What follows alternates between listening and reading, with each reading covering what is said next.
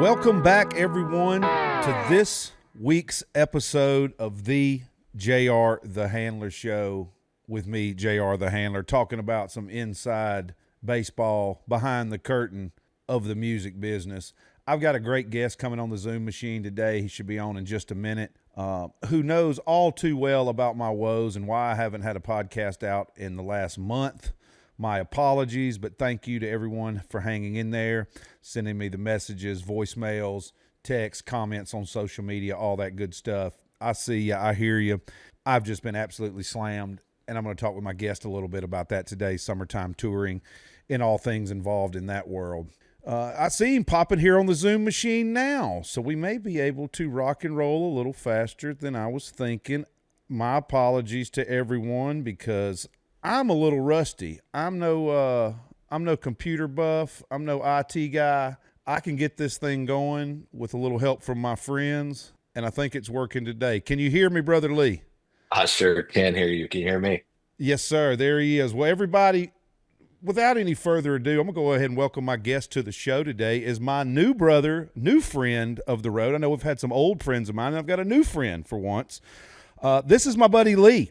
Lee is the tour manager for Mitchell Tenpenny. We met out on the road a few weeks ago. We have been in the infamous tour manager group, WhatsApp group chat for a while together, and we finally got to meet in person and do a show together a little over a month ago, right before I took this hiatus. But he was gracious enough to jump on the podcast right after he had probably the biggest weekend of his entire life. So we'll get into some of that stuff too. Lee, how you doing today, brother? Oh, I'm good, man. I am good. Yeah, life is great, Just trying to get everything done this week. I know the feeling. That's what I prefaced this episode, which is episode 14 of the JR the Handler Show, with I've been off for a month. I hadn't got to get a podcast out in a month, and if anybody knows the woes of about the middle of summer touring, it would be you, I'm sure, Lee. Oh, It's of just course. it's not like it's ever an off day if you're somebody like us, but No. the summertime when you really get to cranking fair and festival season, it gets hot and heavy, and then mix that in with home and everybody else trying to do things and what you've got going on. It is just busy as all. I think we were out for Yeah. 8 weeks in a row doing 3 or 4 shows a week before I had this Yes, little week sir. off break. That's what summer's usually like. Our summer's actually been a little bit more chill than normal because we had a very, very busy start of the year and we got a very busy end of the year. So summer has actually been a little nicer, a little easier than the normal, which is good for me because I am getting married in December and trying to figure out all that. And you know how that goes. But wedding planning is a beast, a wonderful beast. But um, Yeah. it's been nice to have a little bit of space to get some of that stuff done while not being too busy out of the road. Yeah, for sure. Well, and it kind of goes in ebbs and flows and waves. You never know. If you got a break at some point and you're like, man, we've had a lot of time off lately. It's only Yeah, short lived that it's about to get doubled of down course. on. Yeah, right. That means yeah, right, right. That means that it's coming. It's coming. Yeah, I talked with Ethan and Troy Strunk, the Strunk brothers, a month or so ago, and Yeah, Ethan, I as you listened know, to that episode. It was great. yeah, well, we talked about that there. Ethan said, they're only doing X amount of shows this year, got a real light year with Luke Combs this year, but Right. he's anticipating, he knows that next year they're Of making up for course, of all of course, their off time will be made up for next year. So of course. enjoy it while you can kind of deal. And yeah, we saw you guys I think that was in Pennsylvania. We did a show together. Yeah, I can't remember the name of the town off the top of my head, but right outside of Pittsburgh, Russellton, PA. Russellton. That's it. There you go. And the reason I know that is because this was the second year in a row we played that same show on the same day. This year went Right. great. This year was fine. Last year when we played it was the same day when the attempted assassination on President Trump went down. Oh wow. Okay. And that was only 20 minutes from where we did that show. In Butler, Oh wow. Pennsylvania is only 20 minutes from Russellton where we were the other week. Jeez. So last year when we were there playing that show, it's the middle of the day, and here it Ooh. comes. President Trump's been shot, so we see helicopters, and then everything's on high alert. We're 20 Oh minutes from wow. there. We're like, what's going on? And nobody really knew at first, with the Yeah, of blood and the course. Yeah, thing. yeah, yeah, yeah. But who So, knows? but Who knows anyway, what information you're getting is the right information and everything. That's yeah, interesting.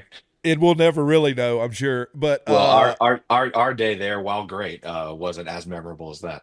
no, no, not at all. And it was a little more light felt that day. That was a unique one there that day as well, because that goes into one of those promoters, kind of first time promoters. I think that's the first time they'd kind of done it themselves. They had a promoter come in last year to help them when we did the show, and this year they kind of did it on their own, and it went fine. But buddy, they were green. You can tell it's a tough deal. Yeah.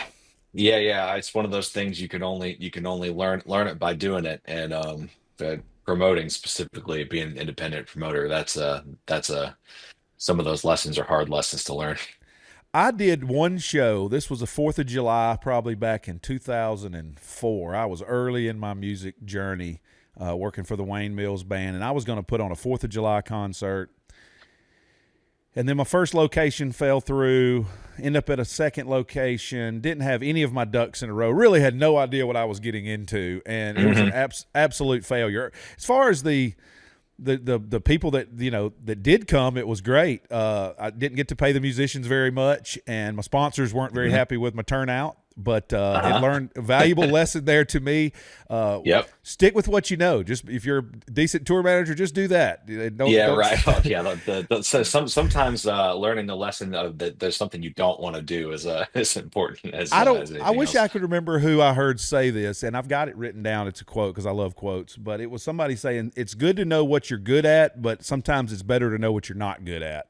Yep, exactly. And know just to stay away from that. So that was my one time over almost 20 years ago. I tried and have not tried again. So I know how that goes, and it's being there's a lot being a promoter, being a booking agent, all that stuff. I'm glad there's other people for that, because it's not for me. It's like stick to your strong suit. I know it's tough. It's just a lot to it, and a lot of people don't understand that. I deal with it on all levels at home and on the road. You meet people, but somebody will have some land, or they got a buddy that's got some money, or they know somebody who's got a PA or what, and they want to open a restaurant, whatever it is, and they want to play booking agent and promoter and have music. And it's just a little more to it than most people think it is. Once you get into it, most people I've ever helped on that journey have always said about halfway in, they're like, "Oh my God, I had no idea this much went into it." And I'm like, "Yeah, we're just getting started." Oh yeah. Yep, I just did a first time festival over the weekend in Elizabethtown, Kentucky. So first year festival on a farm. That's just a guy that owns a sod farm and wants to do a country music festival out there. And thankfully he brought in some people that know what they're doing. Do you know the Roy brothers, or Gene Roy? He was hadn't met either of them, but I met him this weekend. It was great talking to him. Gene he was Kenny Rogers' tour manager for almost 40 years. Oh wow! You want to talk about a guy that's seen some stuff? Yeah, no, I haven't met those guys, but golly, I'd love to. Did you swap numbers with them? Yes, I did. Well, there we go. It was just a pleasure to talk about some of those stories, man. Because he was with Kenny for so long, he saw the whole thing. Oh yeah, when you go through the eras, we think we've seen a lot. When you go through the eras and talk to people, and it'll just be like somebody 20 years from now when we're telling about what we did this year. They'll be like, "Wow, so different back then." But and the and that's still, and I don't know how you are on this, but for me, it's still hard because most of the current stars, with exception of some of the generation before us and some of the new ones I haven't met yet, but most of the current stars we're all half-ass friends with. We've known them. We grew up in the business. We were all living in, everybody was roommates and living with this one, and before everybody made it kind of deal, and then everybody kind of makes it. So it's I don't want to lose sight, and I think about this all the time because, when then you meet somebody at meet and greet, and they're just like, I've been wanting to meet you my whole life. I grew up listening to your music since I was 9 years old. I don't have that connection because I grew up with these guys, but I have that but then when you meet somebody like a Kenny Rogers, which I may have met his tour manager one time because I did one event with him, and that was early on, and it blew my mind. It was a Christmas party for Capitol Records back in the day, and they always had all of the people on the label played 2 or 3 songs acoustic, which was awesome. And then they would bring in one legend to come in and close it out. And one year it was Kenny Rogers, and man, I had to go make my way to say hello. And yeah, I mean, in this was upstairs at the Hard Rock back when that was a thing to do in Nashville.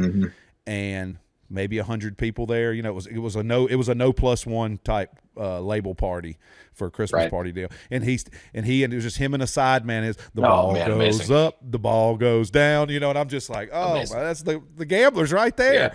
Yeah. Right. So what a legend. So that was So when you get to meet those, or like when you get to be friends with some of these guys, like I am with, like, say, a Tracy Lawrence or Colin Ray or some of those guys, man. I'm like, I text and call these guys and they call me back, and I'm just like, this is crazy. But those same people, there's people, the generation under us, that are that way about Mitchell or Justin or the current guys that are on their way up, Riley Greens, John Parties, that we're buddies with and have run roads with for years. So it's a little not lost on us, but it's your buddies. It's just different. I try not to lose sight of that too, because while it's not, you get people meet and greet, they're like in tears because they're meeting Mitchell Tenpenny, like your first reaction is to be like, this guy, like, that's like, me. Yeah, guy? that's what I'll see somebody shaking and they'll say a song. And I'm like, I thought that song was good. That's a good one. Yeah, that was a good one. Yeah, but it's changed their life, and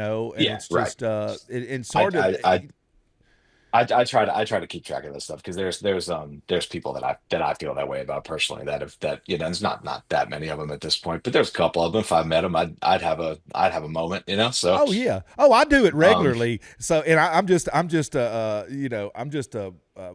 lost for word on that, but I'm losing my word, but I'm the same way. Yeah. Cause when I meet certain ones, like, especially those legends, like when I'm ever around like the Oak Ridge Boys or any of those guys, or, Jimmy Fortune, or, some of just those absolute legends, I'm just like, golly, I'm the same way. I'm just losing my mind. I can't believe I'm still here. And it was that way with a lot of them. And you don't want to lose sight, but it's also the thing in our business and our job. And this is part of it. And we'll get on this in a second. We go down origin story. But for me, getting in the business, one of the early things I learned was don't be a germ and act like you're supposed to be there. So you almost couldn't act starstruck, even if it was, say, when I was first coming up and I first met we were out doing shows with some, not necessarily peers, but one step before that, like a McGraw, or some of those were out just a little, or Dirks even, and some of those guys. When we first, and Luke Bryan even I knew Luke from the playing the college bars and stuff still, but he was one of the first out of the regional bunch. Yeah, I can remember playing, say, University of Georgia, and Wayne Mills, we're playing at this fraternity house at the Pike House, and over at the KA house is Luke Bryant, and then Jason Williams is playing at the Delta House, and that was Jason Aldean, and Zach Brown was at the other house. And then I remember the first time I saw Luke on TV playing the Riverfront stage at CMA Fest, and I'm like, oh, hell, we're all going to make it now. Luke's on TV. We're all going to make it. We're all going to be rich. Like that guy's on TV? Yeah, we're going to make it. That guy can do it. We can do it. Yeah, everybody from the whole lot's going to make it. It doesn't always work that way. But so I was that way. You had to check yourself up sometimes, especially if you were a fan, and things like that. But that was part of the deal, is you have to act cool, because if you act fan, you're not part of the group. They don't want to be germed on or, treated like that by their people that work together. They just want to be treated normal, and I remember Justin saying that to me earlier on. He's like, I don't need to be coddled. I can go get my own stuff. I don't. Yeah, right. And I'll be like, well, Joey always used to bring you coffee. And this, hey, I tried to get him to quit. He just wouldn't quit, but I really don't like that. I was like, okay, cool. That's funny. Get your own damn coffee then. Yeah, well, especially in country music, a lot of the guys are like that. For sure. It's not like that everywhere else, but especially in one of the things I love about being in country music is, like, most people are just pretty normal people. Once you get behind the shine and once you're off the stage, pretty much everybody's just a normal dude. Yeah, once you get back around each other and the lights are off and the cameras are off, everybody's usually pretty cool. And there's a few knuckleheads in there, and a few, of course, few oddballs, but that as is in life. I mean, nobody has a group of friends where all their friends are, everybody's just normal as can be. There's always somebody who's a little out there. Absolutely. But we'll go down that, and I want to do this. I didn't want to butcher your last name, because I've got a funny last name, Runnels. I've been called Reynolds all my life, Runnels, all that. So is Gomila? Yes, sir. You got it. All right, so It's I've Gomila. been around enough, and Yeah, no, I've too. It's not a normal one. I've gotten Gomila, Gomila, and there's people I've known for years that still put two L's in my last name when they spell it out and the whole thing. So, oh yeah, I got friends um, I've known since I was in second grade. They still call me Reynolds. Reynolds, oh my and I'm like, God, that's not my name. We were in, we were in so many classrooms together, but right? it's the as long as they don't call me the MF or something like that or a dirty word, I'm Yeah, good. right. I've Sure. been called RJ and TJ and all that. And I've been called worse. But so I mentioned that currently tour managing for Mitchell Tenpenny, M10, Yes, great sir. songwriter, great performer, great singer. I Hmm. finally got to meet him with you guys, a month or so ago. It was good to finally catch up. Super nice guy. I'd always heard that because, like we mentioned that day, we've got some mutual friends Yep. throughout the business, as a lot of us do, and they'd always talked highly of you guys. So it was a pleasure to finally get to all do a show together, which is weird. And we kind of talked about that, how you can run together and not do a show forever. And you're like, how have we never done a Right. I show know. I together? know. And then Yeah, yeah. then you go Justin's one of do those a ones where I've done a lot of stuff, but just never lined up to where I was with Justin Moore even before your time or anything. It's crazy. I know it's weird, and you think about same with Mitchell, and I'm like, how have we not done a show? We've been so close. We've been on the same bill at the festival the day before, the day after. It just never Right. works out. And then the opposite of that is if you do ever do a tour together, you can go tour together for half a year or a year and get to be best buddies. By the time you remember everybody's name and what everybody's tendencies are, then the tour's over, and you never go on tour again Yeah. together. You'll never Yep. do it. You Yep. do one show again 6 years from now at a festival, and you're Right. like, how did we never get booked again? You guys. The Yeah. tour was successful. Everybody had a great time. Yep. How did this not work? I was John Party's tour manager when I met Justin. We were out opening Justin's tour for him in 2013. John Party, Dustin Lynch, Justin's tour. By the end of Right. that tour, John was taking a break to go hunting, so I went and started working for Justin and just continued on. Got John a production manager, new tour manager, start his next year, all that stuff, which I've talked about before. Hmm. But then fast forward, that's been 12 years. We've done maybe 2 shows with Party since then. Jeez, that's funny. And with Justin Yeah. and John in particular, they're both hat acts. John's a little more Western, Justin's a little more Southern rock, but it's still 2 hat Right. acts, more traditional style country music. They're friends. It's Yeah. like, Yeah, how does yeah, that never work? it's sometimes what messes you up is when you're a little bit too close in level. It never makes sense to be on the same. It never makes sense for one of them to be above the other one, and you can get lost in the shuffle that way. Like you're always going to be on the different day at the same festival, but on a different day, the same slot or whatever. So you can miss a lot of people like that. Right. Or then it must be weird when you're friends and it comes down to scheduling, and most people don't care, some do, but it's like, well, I don't want to be on before them.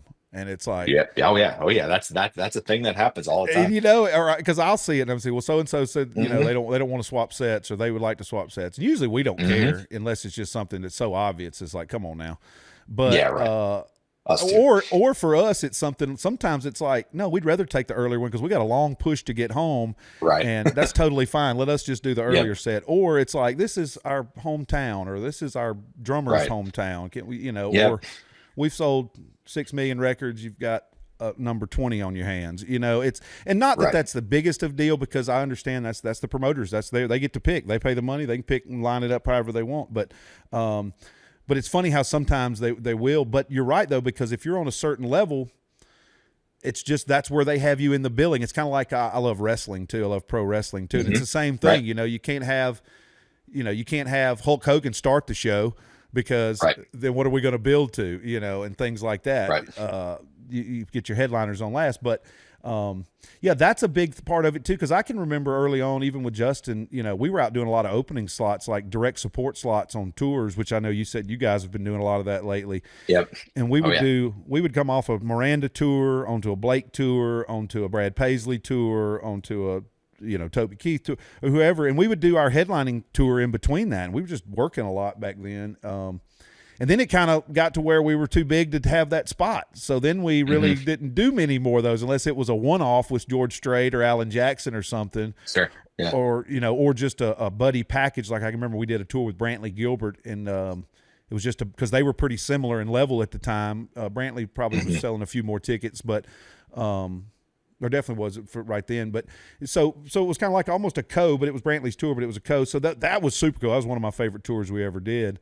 And then you go in the headlining tour, and then you've got to be the one to pick and figure out who's going to work with the thing, and it's just, it always surprises me of how, like I started this point with, was how you can do a bunch of shows together, and then for some reason you just take a big gap, and then you don't do any shows right. And you together. never see them again. And there's only 100 major country artists, maybe. Maybe not even that many.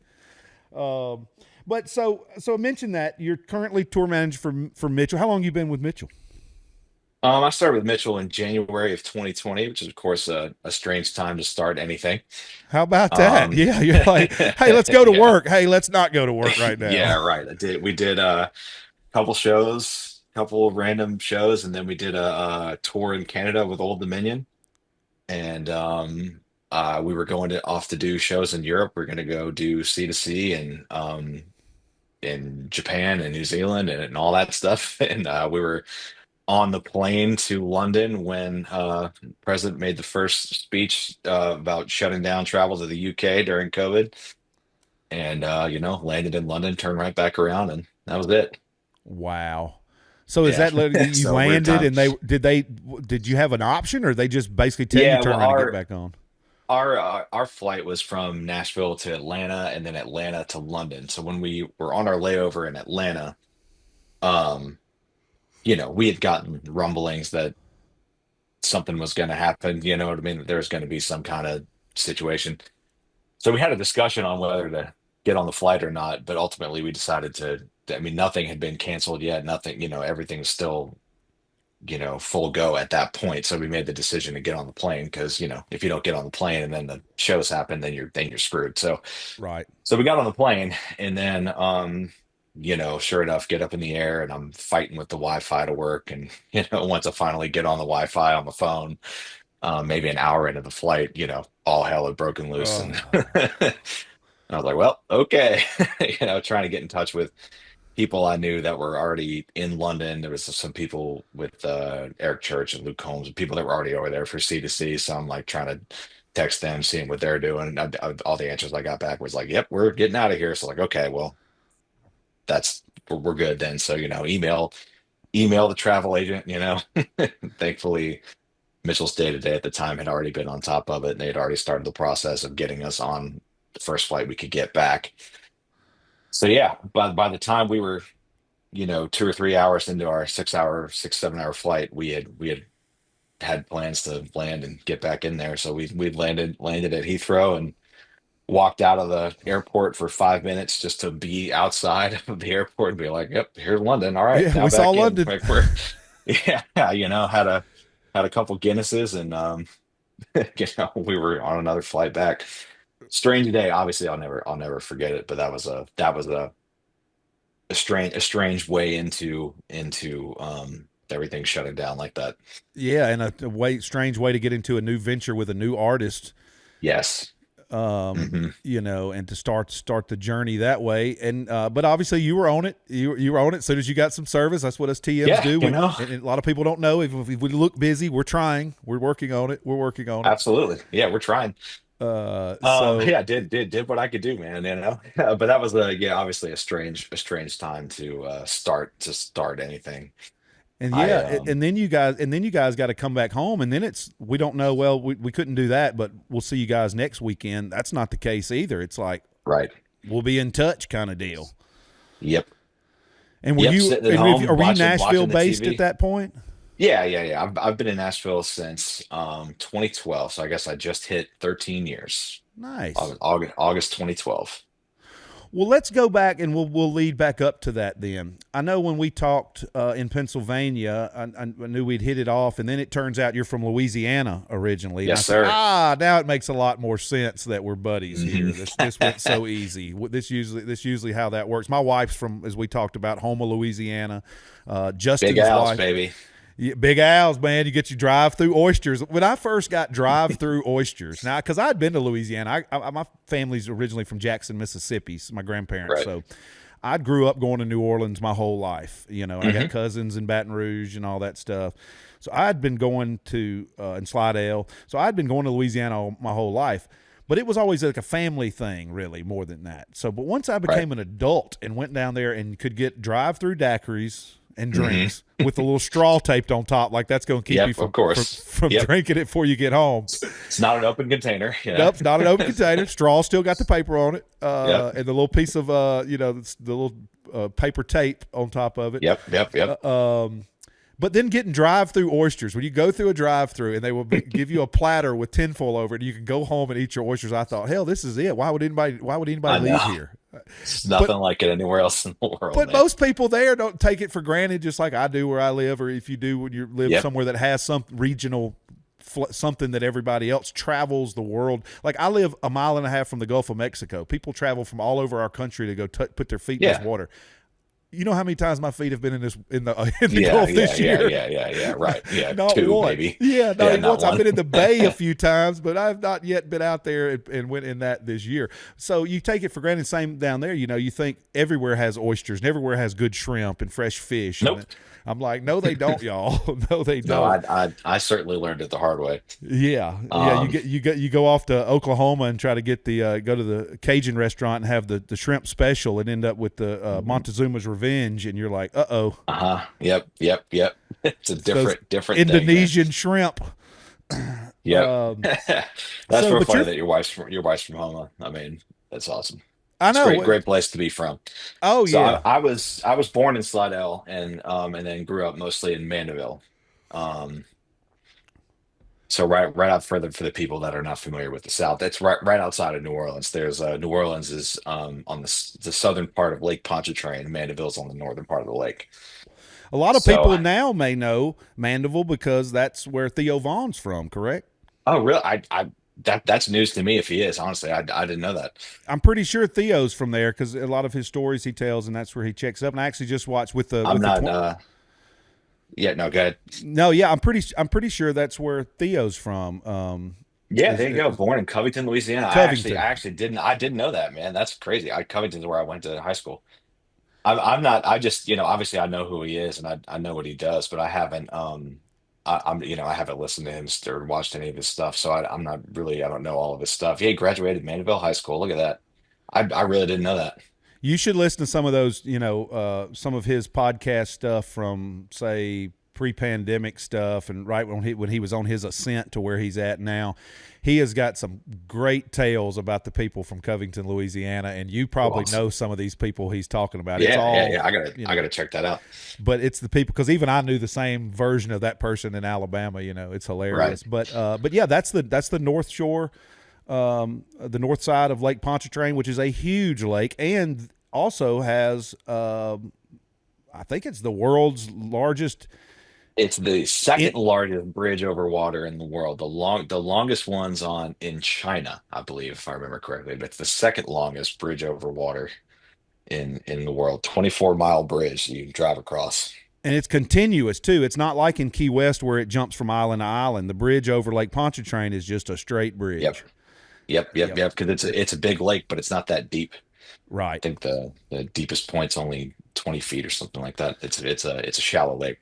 Shallow lake, which is part of the reason, like I said, lately everybody, as of last week, the 30th anniversary of Hurricane Katrina, which, Hmm. I don't know if everybody out there remembers that.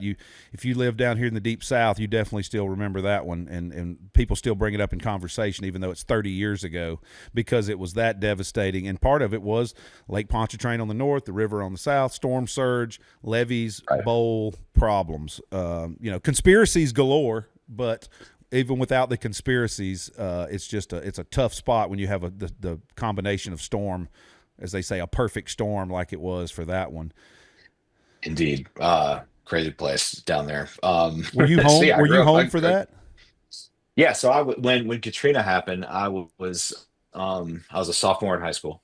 Um, and we evacuated. Went to Lake Charles, Louisiana, which is like sort of the last stop on I-10 before you get into Texas. It's like you keep going west. It's like Baton Rouge, Lafayette, Lake Charles, Beaumont, Texas. Yep. Um, So we were in Lake Charles, only there for a couple days because my dad sells and services X-ray equipment in hospitals. So Gotcha. we kind of had to be back around. So yeah, I mean, we came right back into it. My grandmother lives a place that you're probably familiar with on the Gulf Coast, but she lived in Waveland, Mississippi, which is right outside of Biloxi and Gulfport, right on the coast, right on the beach in Mississippi. She almost didn't evacuate. So, I mean, thankfully we got her to come with us, but that's one of the things I'll never forget is being back in Waveland, Mississippi, maybe 3, 4 days after the hurricane, and just Total just destruction. no words for it, really. You know what I mean? Right. Her house was the first lot off of the beach, and when we went to back to see if there was anything there, I mean, there was no proof that there was a house ever on that lot, just a concrete slab, and Wow.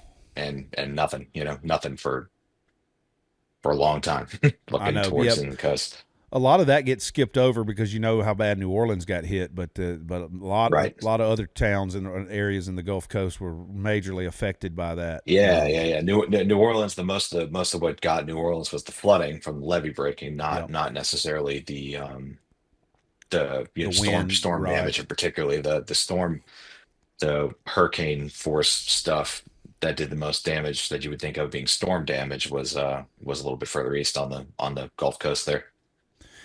So Yeah. yeah, Bad stuff. I was in it. Thankfully our house and our neighborhood in Mandeville was okay. But yeah, a couple weeks without power, um, figuring it out. It's a strange thing. It's weird when you live somewhere and you have to deal with hurricanes. At first, you're so happy to have the generators Yep. because it's just brutal without it, especially in the summertime. But then hmm eventually, you're just like, man, I'm tired of hearing these generators run. hmm It's like this is not normal. It makes you start questioning, why do I live here? But I've talked about this with people on the road. Where is there to live where you don't have to worry about something? Yeah, there's always going to be something. Yeah. Whether because I grew up in central Alabama or Mississippi or like Justin's from Arkansas and even North Louisiana, you got hmm tornadoes that are more Tornadoes. Yeah. frequent and as violent. The difference is a hurricane, you get a warning normally, and it's like a huge tornado, and it lasts longer typically. Right. But those You can at least tornadoes, get out of the way, but yeah, yeah, tornadoes will come up out of nowhere. I mean, out of, even just thinking about COVID, that the tornado in in Nashville, Nashville yeah, was what, a week before it kind of gets forgotten because it was right before COVID. It was maybe a week before COVID shutdown happened, but yeah, that was a big deal just in Nashville. yeah. And I remember the flood in Nashville of 2010 or 2011, whenever it Right. was, Yeah, and that was a couple years before my time, but yeah, I and remember hearing about it. same thing. You do if you go down there, look at the Cumberland River down there by the stadium and all that. You get up on one of those bridges as you're going across to the east side and look down at the water. You think there's no way that water's ever going to be enough to come up over those banks. Right. And it was up on Second Avenue, and it's just Right. crazy. But the same thing kind of happened there a little bit with New Orleans. If the levees didn't break, they just couldn't flood everything downriver, so the TVA stopped the dams, and then everything that was up in those hills just trickled in and started filling up.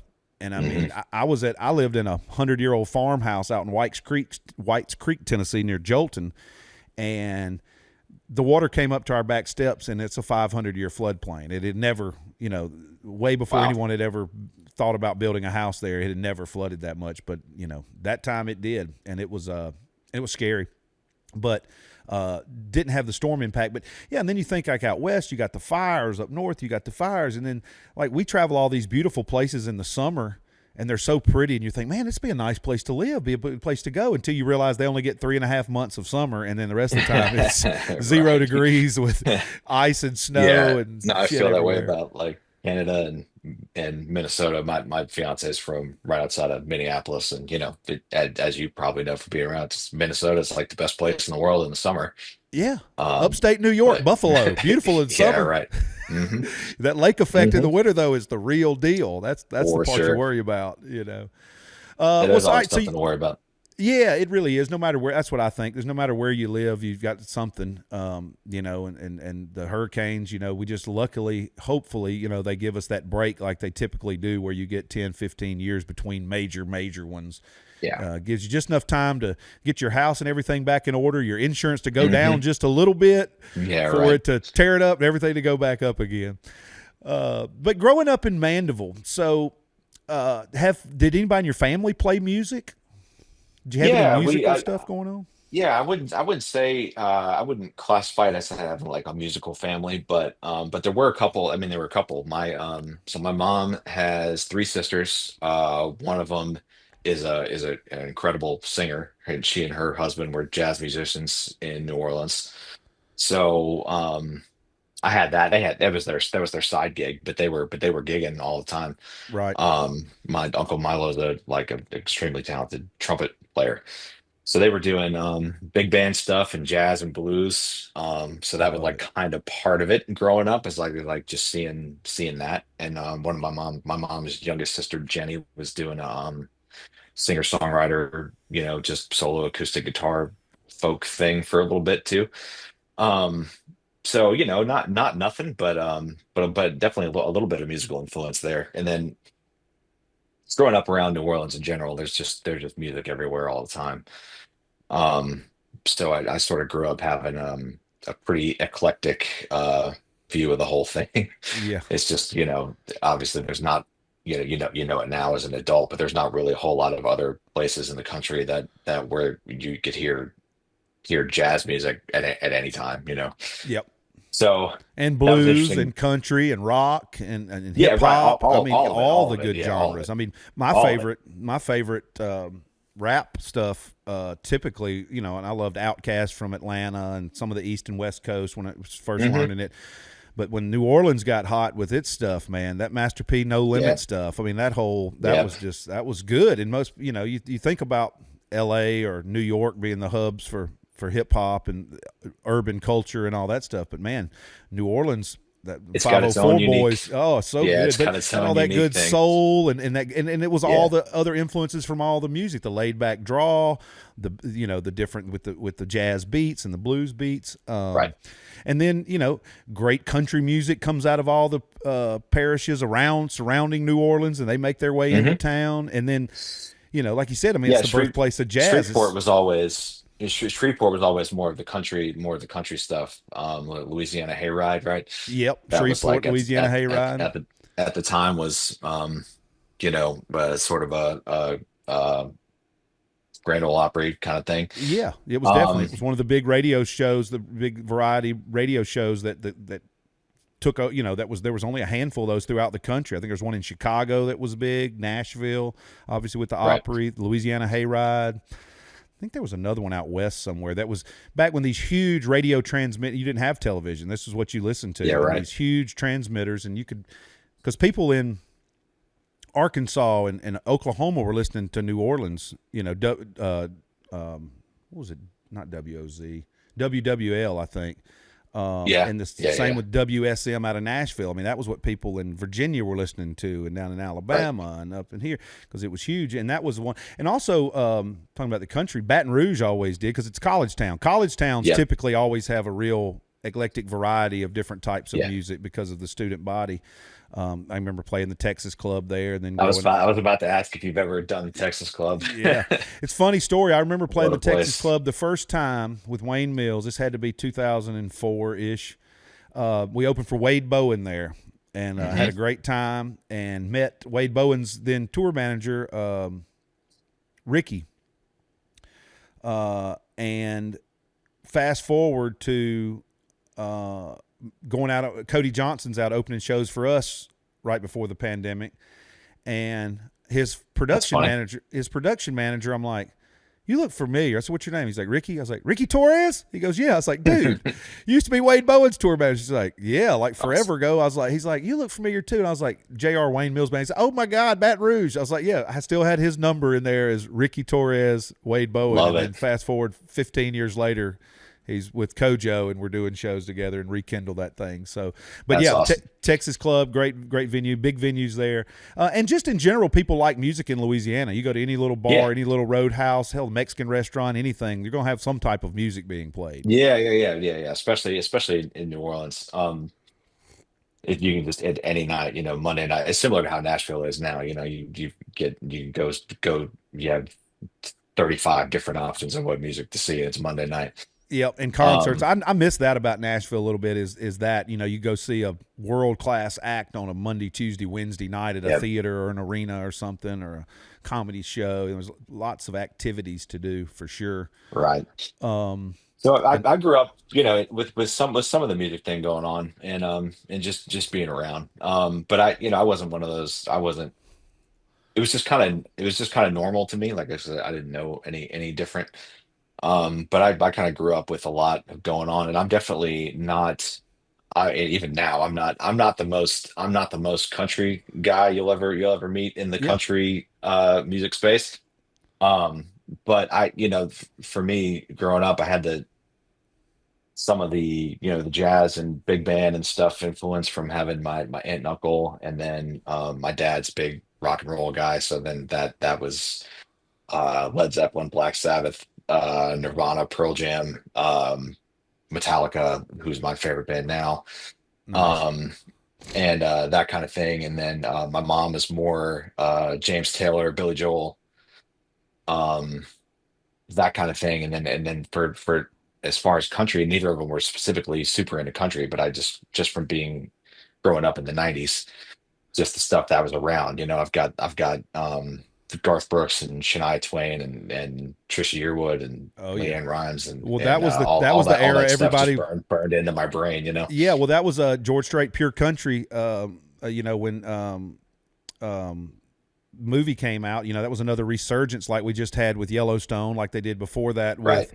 Rhinestone Cowboy. Because yeah, in the '90s, you remember they would turn skating rinks into to line dance halls and things. Everybody Yeah, was yeah, trying to yeah, learn yeah, how to yeah. line dance, boot scoot boogie. Right. With wearing your braided belt, where you tuck it over and point it down with the braided belt, the whole deal. Yeah, it was a you couldn't avoid it in the '90s. I was the same way. I grew up, my parents weren't big into country. I had nobody played music, anything. And my grandparents, though, one side of my grandparents in Mississippi, it was just always on the country channel. So I grew up singing all those songs with them and loved that. I just loved the melodies and the songwriting thing on that. But I grew up loving, Hmm. started off with like heavy music. I think my first tape I ever got on my own, Christmas of like '85 or '86, was like Bon Jovi, and then Love it. Love it. that turned into the hardest rock and roll you could get, Anthrax, Yeah. just as heavy as stuff as you could get, Pantera, obviously Ozzy, Sabbath, all that Hmm. stuff. And then that turned into like, then also here comes the rise of hip hop. So I'm listening to all the dirtiest hip hop you could imagine. Two Yep. Live Crew, Disco Rick and the Dogs. I mean, and then all the Nice. mainstream stuff that started coming along. And I always loved Eazy-E and Too Short. Um, and then bleed overs between those, like Body Count with Ice-T and a metal band, and all that stuff. Hmm. But my other grandparents listened to classical music. They were always listening to NPR, and I used to always be Oh, like, God, nice. this music is the shit. And then now growing up, I listen to NPR Yeah. mostly. Right. Yeah. Right. Exactly. Yeah. You have a different But appreciation yeah, for it. so I was always kind of like everything. And at certain stages, more rock or more hip hop than country. And then now I get pigeonholed as I'm just a country. And nobody, I'm like, guys, y'all want to do a musical trivia or musical knowledge game here? Yeah. Because Yeah. Yeah. I Yeah. know Yeah. I've Yeah. got the outfit on, but I go a little deeper than just country. But I know my Yeah. country for That's sure. awesome. Yeah. Yeah. But I when mean, you're growing that's up kind in of the how I. '90s, there was so much good stuff. You'd have been Right. you wouldn't have served yourself right if you would have only listened to one kind, because all of them were Hmm. so good at that point. Hmm. And I wouldn't say So now much they good are. stuff out there. I think now there's a lot more different types and it's easier accessible. But I don't know if the quality. Well, I shouldn't say that. It's art. That's what I always have to go back to. It's art. You may Right. like Picasso, I may like Rembrandt. Are either of us wrong or right? Not really. It's art. Right. It's just how you Right. interpret it. Well, Uh, the delivery methods were different. You know what I mean? It's just in the '90s, it was like radio was so like that was you had this many genre radio stations, and that's what you had to choose from. So you put one on, and whatever was on there was going to be great. Yeah, And there, and there was in the that was a videos, the same thing with the videos. yeah, MTV. For me, but maybe a little bit less for you, but at least I've got like certain music video shots and things just burned into my brain just from them being on TV, and just like that's what was there. So that's what was happening to me. Absolutely, yeah. Um, You were living through those videos when you're at home in in Louisiana or Alabama in the summertime, and you can't go do these things, but you're watching the video. You're like, hell, I'm there. mhm. This is happening. Oh yeah. And the same with those genres. There was only so many genres of music videos that were going to get played, but it just opened a whole new world. So you grow up around a music family members that are dabbling in music and doing it, and you grew up in a very rich musical environment, just being on the shadows of New Orleans there. So you get on up into high school. Did you at this point? Let me backtrack. At this point, did you even know what a tour manager was? Did you know that was even a Oh, job or existed? no way. You're No, no, probably no, no, you're like the not at rest all. of us, right? You saw a Yeah. band play. You just thought it was the five or six guys and gals on stage and maybe a manager somewhere, and that's probably it. Yeah, right, right. Yeah, for sure. For me, I play guitar, so I started playing guitar about 12, I guess. So what got me down that path was what really clicked for me around then was, rock and roll. It was Black Sabbath and Led Zeppelin and Metallica really is like the reason that I wanted to play guitar. Yeah. So I was doing that, and then my first big show that I went to was Metallica at the arena in New Orleans. Was the first big show that I went to. I was 14. So Wow. that's what that's what really like set me on fire. I was like, whoa, Yeah. like we can do that. And of course, yeah, you don't think about anything else that happens. It's just the four dudes on stage banging drums and blasting guitars, and you're like, well, holy shit, that's the coolest thing ever. Yeah. But not a thought about how they get there or anything like Yeah, that, that they have 35 people behind stage that are doing stuff at all times, and Right. a handful of bus my drivers at the hotel asleep and this and of that. course. Yeah, so my way into it was through playing guitar. Um I was, in bands in high school, mostly rock and metal and pop punk, and that kind of thing is what I was playing, and really the only thing that I was like actively pursuing, there's a pretty decent at the time, pretty decent little scene on the North Shore for heavier music, interestingly enough. Um but yeah, so no, no, not a thought about being a tour manager at all. I was trying to be a guitar player. Uh and then through high school, I just figuring that out. None of the bands that I was in, nothing was going to happen with them. It was just doing it to do it and have fun. Getting your 10,000 hours in, basically. Yeah, right. And then I know you've talked to plenty of people that didn't go to school for anything in music, but for me, when I was looking at colleges, I wanted to do music business, because I was a guitar player and wanted to be a musician, first of all, at that point. Right. But I had a little bit, had a little bit more going on. I was trying to learn about the business and everything else that goes into it. It's trying to start to figure that out. So, Smart. I Loyola wish I had University, of. It definitely wouldn't have hurt. well, you turned out just fine. Everybody finds their own way into it. Right. But Loyola University in New Orleans was actually, at the time, there's more places doing it now, but there weren't that many universities that had like a legitimate, music business, music industry degree or program. So, um, and Belmont, of course, in Nashville is the one that, so many people that end up working in the business in Nashville come through Belmont. Belmont, So MTSU, and then back in the day, it was yeah, Full Sail down in Florida. A lot of people went to all Full right. Sail. Yeah. Yeah, I remember looking at that.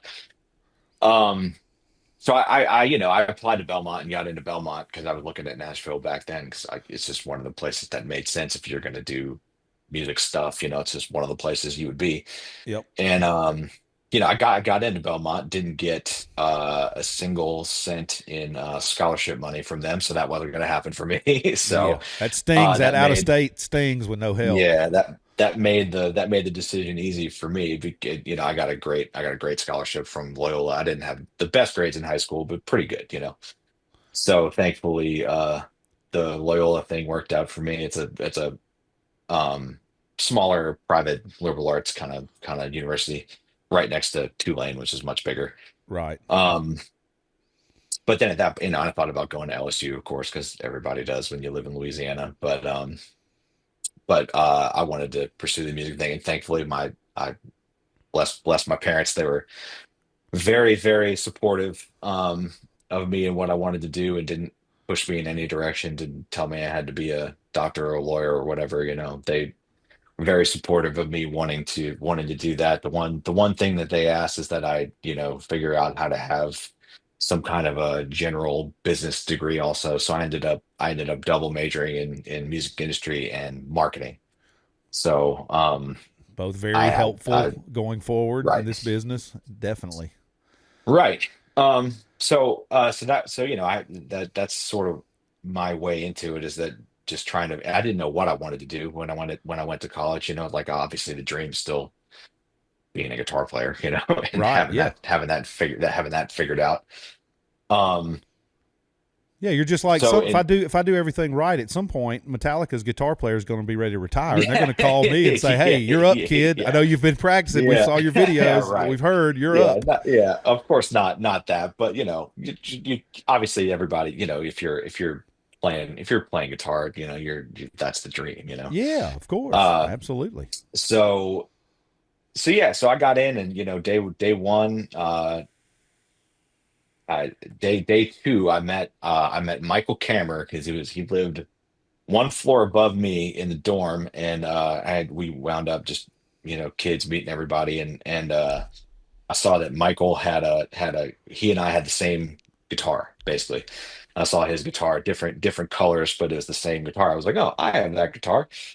And we started talking about stuff, and a couple days later he was in a band with guys from his high school, and none of them knew if they were going to keep it going, but they were going to try to figure it out, while since they stayed back in Mississippi. They're from Poplarville, Mississippi, which you may be Yep, familiar with. Poplarville. Yeah, Oh yeah. bustling town of So Poplarville. mhm. Oh yeah. Blueberry capital. They got Blueberry Fest over there. It's a It's good true. place. Um, and they had a show the next weekend, and they needed their bass player couldn't do it. They needed a bass player. I'd never played bass before. So Michael, having just met me, was like, "Oh, you play bass? We need a bass player for this show next week." I was like, "Yeah, I'll figure it out." Yeah, it's So same thing, right? It's just one less string. This should be no problem, right? yeah, right. Borrowed a bass from somebody else I had just met, trying to Love learn it. the songs, figure it out, play a show. That's the And rule for anybody moving to Nashville. Just take the gig. Me and Lee yeah, right, Francis. exactly. Just say yes and figure it out later. Yes, our old bass Absolutely. player, he's still in John Party's band. My old bass player, Lee Francis, and I used to laugh about that all the time. We would just make up random scenarios. It's like, all right, so these people want us to drive our vehicle to California to play for Uh-huh. 6 hours for $50. Okay, we'll do it. Take the gig. You just always take the gig, and then you figure it out, Always because take the gig. one thing leads to another, and then you then show this, show that. It's the pay and the dues thing, which is it's just the way it works. It's just It how it is just the works. way it works. Yeah, you have to say yes. So I'll come back to that band, because it ended up being how I got to Nashville. But I started playing bass in that band, and so that was like 2 weeks into college. I was like, okay, like, all right, like, band, I'm learning stuff, get into my music industry classes. And one of my first classes was with, I think Billy didn't get there until year two, but Billy O'Connell, who I still stay in touch with now. He was my favorite teacher, the guy that helped my brain frame how I should be thinking about all of it. But we got into his class, and the first thing he tells us is, if you can imagine yourself being happy doing anything else, go do that, because the music industry is not worth it Yep. unless you're really, really, really committed. It's too hard to figure out how to. how to be, how to have a career and be successful. If it's not going to be, your one and only Yep. thing that you can do, which I'm sure you'll agree with, but I definitely agree with now on the other side of it. Yep. Um, you have to be fully committed to the thing, or too dumb to know the difference, Or that. and throw Yep. yourself into it. Or else it's just really hard. So that sort of set me down the path. Where you knew And it was like, well, I got to be laser focused on this because I don't have a backup plan. This is what I want to do. Yeah, well, and at the time, being 18, 19, it's like too dumb to really, you just like, you don't know what you don't know. So Right. I didn't know enough to even be thinking about anything else. So I was like, oh yeah, well, like, obviously it'll work out. It's fine. Yeah. I'll figure it out. And yeah, so it's throughout college, it was kind of the same thing. I was just playing in bands and trying to learn what I could learn, and figure out what side of it made sense, because before you just don't even know how many facets there are to the music business, or what the jobs even are, or like what a publisher does versus what the record label does versus a promoter or anything like that. So um I always wound up being, just by default of being just the responsible person. Any band that I was in, I was also the de facto manager, just because somebody had to be, and Yep. and it was going to be me, just because I was, had it together, 5% more than Yeah. than You the look other around guys, your so it rest of your ended up band, being you're me. like, well, he's hammered, he's Yeah. asleep. Yeah, right. He forgets strings to his own instrument every week. I said, well, I guess Yeah. I'll be in charge. Yep. So, and I was the only one, you know, taking classes and stuff. Not that that really matters, but but it was just sort of, it gave me a vehicle to try out some of the stuff I was Right. learning about, and at least have a hands-on, like, how can I take this that I learned and then apply it to this band that I'm in. Right. So I was playing guitar and doing stuff around with whoever I could get into, which obviously in New Orleans is a lot. Yeah. But mostly being rock minded and rock focused, it was a little bit less, specifically in New Orleans, and in the college that I was in. But we figured it out. Yeah. That band that I played the first show in, I stayed in that band through different iterations, and we kind of made it work. And then I was in another band with all guys that went to LSU, so I was driving to Baton Rouge all the time, trying to be in two bands at once, and Yep. and go to college and do the whole thing. It was a lot, but I learned a lot, and figured a lot out, having to be just doing the drive from New Orleans to Baton Rouge, more than, just imagine doing that more than once a week. I mean, it was just a lot. Yeah. Oh yeah. But I spent a lot of time over at LSU, but um playing rock music with my friends, it was fun. Yeah. Playing in Tiger Town. Absolutely. Played That's at right. JL's. So Played at the Mellow Mushroom. Oh yeah. yeah, oh yeah, Mellow Mushroom, Varsity Theater, Bogies, which is Bogies. our Absolutely. pal Jordan Davis's favorite bar. Love it. That's a good reminder. I talked to Jordan about, just because so when you're on tour and everybody's got their hospitality room, and they call it something else, it's the hangout place Yeah. The backstage. vibe Jordan, room, the yeah, saloon. yeah, We call Jordan, ours the saloon, but yeah. right, yeah, yeah. Jordan calls his Bogies. He's got a Bogies sign for it, just because that was his place in Baton Rouge. I love And it. I've got there's I got to dig them up now. It's a good reminder that I got to find them. But there's pictures of me playing shows at Bogies. So I got to show Jordan Yes. that, just to be like, look, here it is. Like, I Absolutely. I was there. Well, I'm trying to think. Um, What was the place downtown we used to play in Baton Rouge? Happy's, where everybody dressed up like it was across the street at a theater, and then God, what was the place? They all, I don't know, Happy's. the whole staff wore like the Catholic schoolgirl outfits and stuff. It was right Oh there in wow. downtown. Yeah, it was next to the theater. We used to play down there, and then I can remember us getting booked gigs with Southern Hauler, which is the band that ended up being John Party's band. Before we met John, we would play. I had a deal with somebody at the school there reached out to me, and we were playing at the PMAC. We would play before home football games at the PMAC, like as Love people that. were walking into the game and stuff. It was a great deal because we could play Hmm. a daytime show and get paid really good money for us. I think Hmm. it paid us $2,000 or something to play an afternoon thing, which was good money for us. And then we'd go play Happy's or a bar downtown that night. But yeah, I can remember Right. those good times.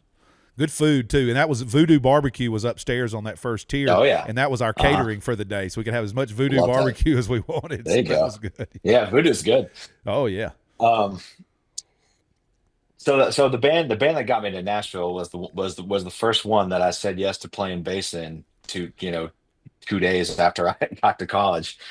We went through a couple different iterations of that band, but we just sort of kept making it work. And that band was called Jones Unleashed. Nothing to wasn't it was our thing, but we ended up doing some regional touring, and we had to have a van and a trailer and doing touring of some sort, so I had yeah. to figure that out. So it started to materialize in my brain what a tour manager may or may not be, but that just came from figuring it out the hard way. And if you're going to take a van over here, there's certain things you have to do, and um how to get the gear from one place to another, and we did a lot of touring in my Honda Pilot, just because that was that was what we Had had. the most room, yeah. Um, And you learn how to, um, you learn how to have those discussions and conversations with between the venue, the staff yeah, there, yeah, yeah. whoever you need to deal with. It forces you to have to talk to these people. You got to grow up fast because you got to talk to them. Right. And we were in Christian world, which is its Yeah, own thing, its own separate deal. That was absolutely. a lot of talking to churches and everything, which is different than talking to your normal, Oh different yeah, than different than playing Mellow Mushroom and Bogies and Baton Rouge for sure. right. Um, So that was an interesting world to try to figure out too, and similar to how I wound up in country. I wouldn't have thought that I would wind up in either Christian music or in country, and I've ended up doing both, Right. which is just how life goes. But Hmm.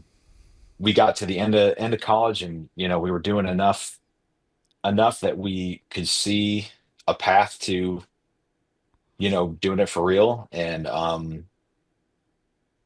at the time, we had our drummer was Jimmy Elcock, who was one of our buddies in college, and the guy who was in the band from Poplarville. It didn't work out with him as we went through it. So Jimmy was our new drummer, and he's my best bud. He's Mitchell Tenpenny's drummer now, which we'll which we'll get to, which is funny. But Yeah. um, I'll never forget. We were on the levee right outside of Cooter Brown's in Uptown. I don't know if you've ever been to Cooter Yep. Brown's, but that's a wonderful place. And sitting on the levee having a discussion about making the decision to move to Nashville, because if we felt like we had kind of done everything we could do staying there. We're about to graduate. Made sense to sort of just make a big move into Nashville. And I had never thought, other than maybe going to college at Belmont, I didn't think about living in Nashville really. I was just kind of taking it one step at a time, and that's the one that made sense. So we moved to Nashville after we graduated. We lived in Nippers Corner. We had a 4.5 bedroom house. Our rent was 1,400 a month, five guys in a 4.5 bedroom house in Nippers Corner, which you'd be lucky to get a 1 bedroom apartment for 1,400 I bucks was a going to month say that now, that same place is 13 years later. $4,500 a month now. Yes, sir. Yes, sir. And we made it work. We were making enough money to pay rent and going out and playing shows, and we all had our side jobs to actually make money to spend on things. I was working at Radio Shack, Love it. and doing the band. And then in stereotypical fashion, our lead singer moved back home for a girl, and that They've wrote a and few that songs ended about that that scenario over the and that years. ended that. I mean, I was like, can you believe it? Like the most stereotypical thing you can imagine. But they're married now and have two kids, and it's great. It worked out great for him and Yep. for them. But that was kind of the path. So after the band broke up, I was just getting into, still I still had a mind for the management side of it. And I knew that 5,000 better guitar players than me in Nashville. You know what I mean? Like I can play, but I was never going to be one of those guys, who Right. was going to be, if I was going to be a guitar player in a band, it wasn't going to be because I was the best one. It was just going to be because I found myself there through other through other ways. Yeah, But I it'd was be a just open to good hang. whatever. That's half of it being a good Yeah, hang. for sure. So I was open to whatever happened, and that's how I wound up with my first tour managing gig. Which to get there at Loyola in college, we had in the music industry program, we had Monday night forum. So every Monday there would be somebody from the music business, big or small, um, who would come in and either give a presentation or do an interview or talk about their experience in the music industry. So somebody who was a professional that would come in and talk about their thing. So, are you familiar with Kerry O'Neill? Name He sounds um, familiar. he is at least a part owner in a Big Yellow Dog publishing company here, but Gotcha. he's done a lot, but he was also Garth Brooks' business manager. So Gotcha. successful guy. So he came in and one Monday night and spoke about Nashville and his experience in Big Yellow Dog. And at the time, Big Yellow Dog, this is, 14, 15 years ago now, they're a publishing company, but they were doing a thing which was kind of new at the time, but now everybody does. They're a publishing company that was also acting as sort of like an indie record label. Yep. Um, to, now looking at it, you look at the business, it makes sense. They're making money off of the publishing side and the master side, just figuring out how to increase revenue on their part. So they're one guy that they were experimenting with, doing the indie label thing as well as publishing is Logan Mize. Yep. Are you familiar with Logan? Yep. I remember Logan. So, um, Jimmy, the drummer in the band, and I started. We were like, okay, well that's pretty cool. So we check out Logan Mize, and we love the music. And for me, I still wasn't into country very much at that Right. time. But that was hearing that album, the Nobody in Nashville Logan Mize record. Um, I could start to wrap my head around it. I was like, okay, like this is cool. Yeah. It was pretty. It's kind of like Heartland rock is very like Mellencamp, Tom Petty kind of thing. And I was like, this is really good. So, um, one of our buds at the time, John Paul, he stayed in touch with Kerry O'Neill after that, and then he ended up getting a job when we graduated. He ended up getting a job at Big Yellow Dog. So as far as the guys that we graduated with from Loyola, I think there was only three of us that wound up going to Nashville. It was me, Jimmy, and John Paul. So now, a year or two, it was 2014, so it was a year, almost 2 years after we moved to Nashville. I'm, the band's broken up. I'm working at Radio Shack, and trying to figure out what the next thing is. And I get word that Logan Mize needs a tour manager because our bud John Paul, who got the job at Big Yellow Dog, the guy who was tour managing Logan at the time, took another. At that point, it's like being a tour manager is not a full-time gig at that Right. at that level. So he took another job and was not doing it. And they were starting shows for the year in 10 days. So they needed a guy in 10 days to tour manage and drive the van and sell merch. So they were looking for somebody, and it wound up being me. Hey, So, Lee's so I heard, responsible. We'll let him do it. yeah, right, pretty much. So it's just funny that's how it wound up. So I was getting paid 150 bucks a show and 10% of merch. Hey, Didn't quit my job at Radio Shack, no, not quitting yet. but it was pretty rock and roll of jumping in the van and figuring it out. And getting money Um, and getting money, not just doing it to do it. Getting, make, yeah, right. do a And that couple of was a that shows. You was get a home 500, 600 bucks in a weekend. You're like, hell, that's what most people are making if they work all that's week. This something. is okay. Yeah, this Yeah, is that's okay. something, right? Yeah. So another example of you just say yes and figure it out. So I had Yep. 10 days to figure it out. I met Logan for the first time at Burger Republic in by Lenox Village. He lived in Lenox Village, so down Nolensville Pike in Nashville. Um, he and I met face to face, went over the whole thing. I brought my little notebook, wrote notes, because there was a lot of stuff that had to happen because they were leaving for shows the next week. We were going to be out for 13 days or something like that for the first run.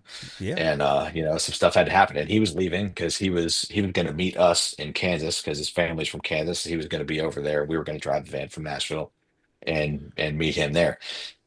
So I talked to him. I talked to Charlie Salvatore, who is managing Logan. I don't know if you know Charlie, but Oh yeah. he's still doing the thing. He's Oh yeah. He's Priscilla's manager now. yes, he I is. still talk Yep. to Charlie on the Priscilla, reg. love that. He's a great guy. He Yep. got me truly took me from not knowing anything to knowing a little bit, I love it. which I'm very thankful for. So yeah, we figured it out, man. I jumped in the van, met all the band guys for the first time when we left.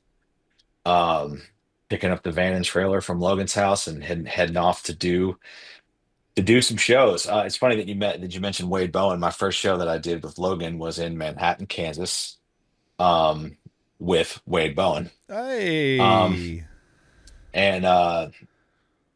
and yeah, that my first couple days, I learned a lot. I was thrown into the fire, and I learned a lot real quick. First show went great. Had to settle in cash.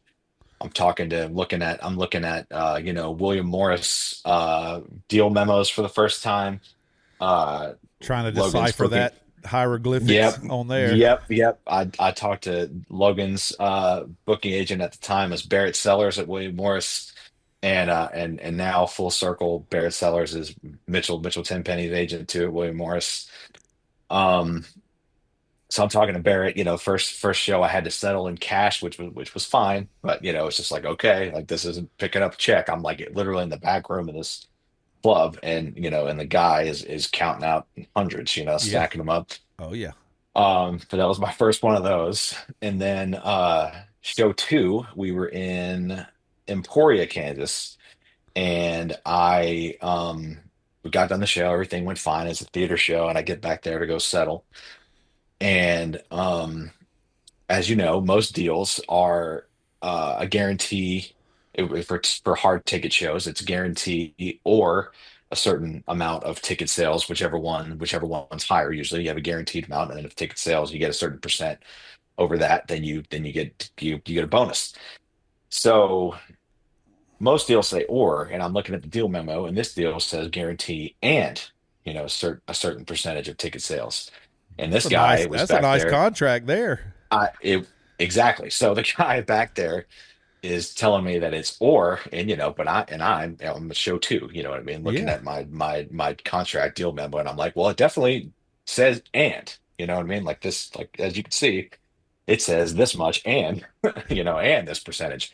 And he was like, well, there's no way, like that's not it. And I was like, well, I mean, it is. I mean, this show two for me. I'm like, oh, like am I gonna have to like get in a fight with this guy? Yeah, right. It's show two, and I'm having a dispute on money, so call Charlie Salvatore, it's midnight or whatever. I call Charlie Salvatore, call Barrett Sellers, wake them up, and I'm like, hey, just wanted to be sure. Like I'm trying to not mess this up. And sure enough, it was and this poor guy in Emporia at this theater is like, I'm gonna lose my job over this. Um, and I was like, Yeah, because that I is, for anybody listening, that is a super rare instance. I don't think yeah, I've ever had a contract that said and, it could be and piece right, of a bar, back in the bar band days, it could be, here's your guarantee plus, 10% of the bar sales that night or something right, like that. But usually your guarantee is versus a percentage because basically they're paying you twice if they're paying your guarantee plus what they're right, paying. right. So, so I show two, I had a contract dispute, so that was a fun one to get out of the way nice Yeah, and going to early. get it, go walk through the fire. Might as well, right? For sure. Show three, Hayes, Kansas, did a college show.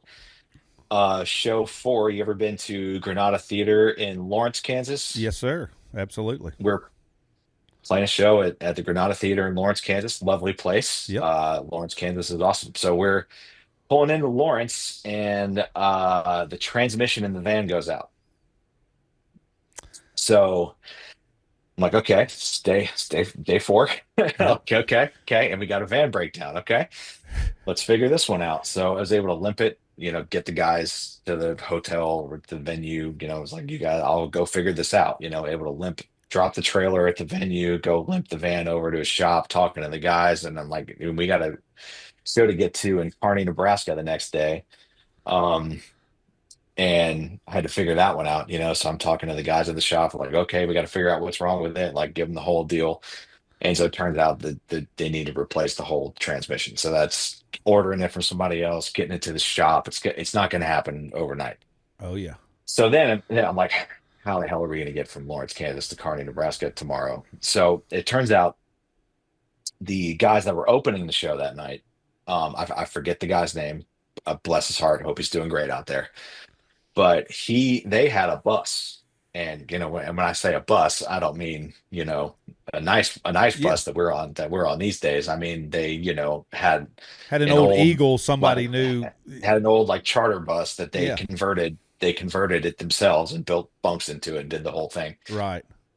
And through talking to them, we worked out a deal where I was going to get them on our show in Kearney, Nebraska, so they didn't have a show the next day. So I was going to get them on our show in Kearney, Nebraska, so they could open that show too and make $500 or whatever it And then was. you guys have a ride. Uh, and then they said, "We'll drive you to Nebraska and back." So looking back on that now, I mean, that's like pretty crazy. So we That's how get it done our works, show, and man. You got to do what you got I to know do. we get done our show in Lawrence, Kansas. We're getting on a bus, trusting these guys to drive us overnight to Kearney, Nebraska, who, we don't know these guys from anybody. I mean, Yeah. and nobody had ever met them They before or could have been anything. Hell's So Angels on meth when you got on the bus. You had no we idea. we have no idea, but that's what you got to do. We had to make it to the show. The show Yep. must go The on. show must go on. Oh yeah. So we make it to Kearney, Nebraska, play that show. They drive us back to Lawrence, Kansas, pick up the van, Van's ready and by now. continue. Van's ready. We continue on our merry way. So then that's my first like 5 days of being a tour manager. I'm, You had I'm a sure little you taste got of all of the things that could happen. You every got a little taste right there out the hole. everything that you can do that can go wrong kind of went wrong immediately. Right. And I came out of it alive and figured it out. So then at the end of that, and the rest of the run, went fine. We did our show, and that was the beginning part was the most dramatic, Right. um, but we did it. I came out of that going like, oh my God, is it going to be like this all the time? Yeah. Right. And Oh. uh and Yeah. and it turns out yes, for a Yeah. while. Pretty much. Yep. It is going to be like that all the time. Um, Yeah, we blew a transmission one time going from Biloxi to Key West to do or Islamorada, Florida, in the van. This is pre-John Party Southern Hauler days, and left mhm. Biloxi, get to about Live Oak, smell smoke, transmission's on fire on the side of the road with trying to throw water on it, all this stuff. Oh my God. Limp to a motel.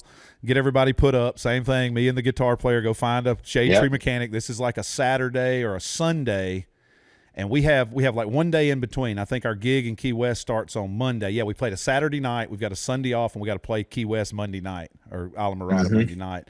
Yep. And same thing. We don't have that transmission here. But we got one that'll work. Okay, whatever. Yeah. twelve Right. hundred Well, yeah. bucks, Do whatever. the one Yeah, that'll work, I guess. we got to get there. The show must go on. We got to get there. So we take off on our way. Realize couple hundred miles down the road that this transmission's not that great either.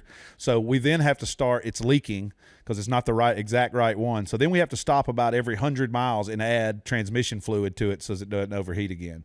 God. So it wasn't that bad going to Key West. We get down there. We had 2 weeks. We played 6 nights a week for 2 weeks at this little tiki bar thing at this resort. Yep. But on the way back to Nashville, which is a hike, stopping every 100 miles to add fluid adds to your 14 Yeah. hour trip, makes it a 21-hour Sure trip. does. Oh So, yeah.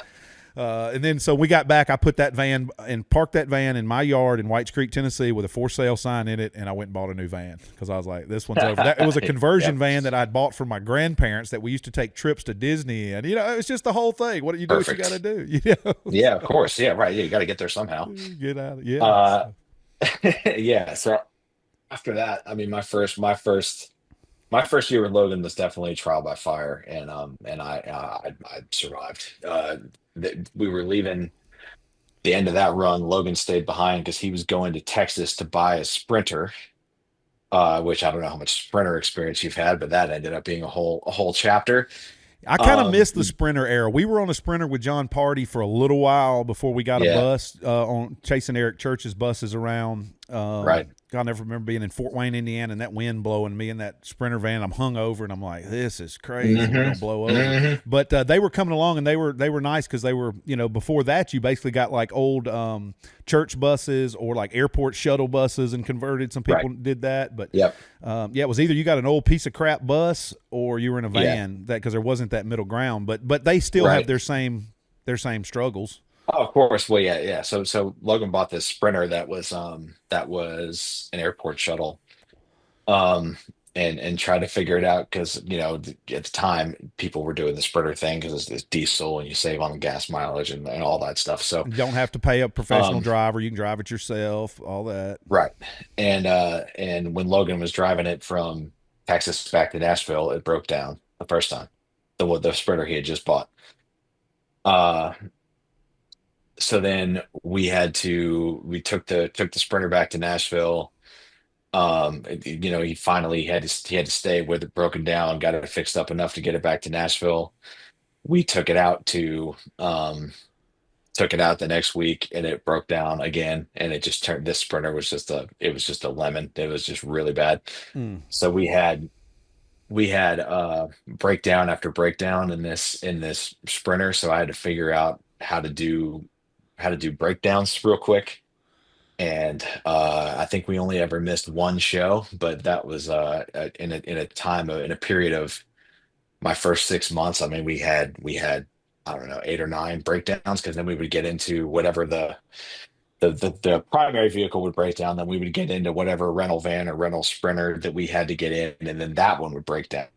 And then the And it then the just felt like tire we on the were, trailer would go out or something. yeah, oh yeah, oh yeah. We felt like it was cursed, but it was great. Trial by fire, Yeah, not looking super back fun for is me to is figure character out, but building I stuff and experience building. Looking back, at the for time sure. it's no fun at the time, but looking back, it's like, No. well, that's how I got to be as good as I am now.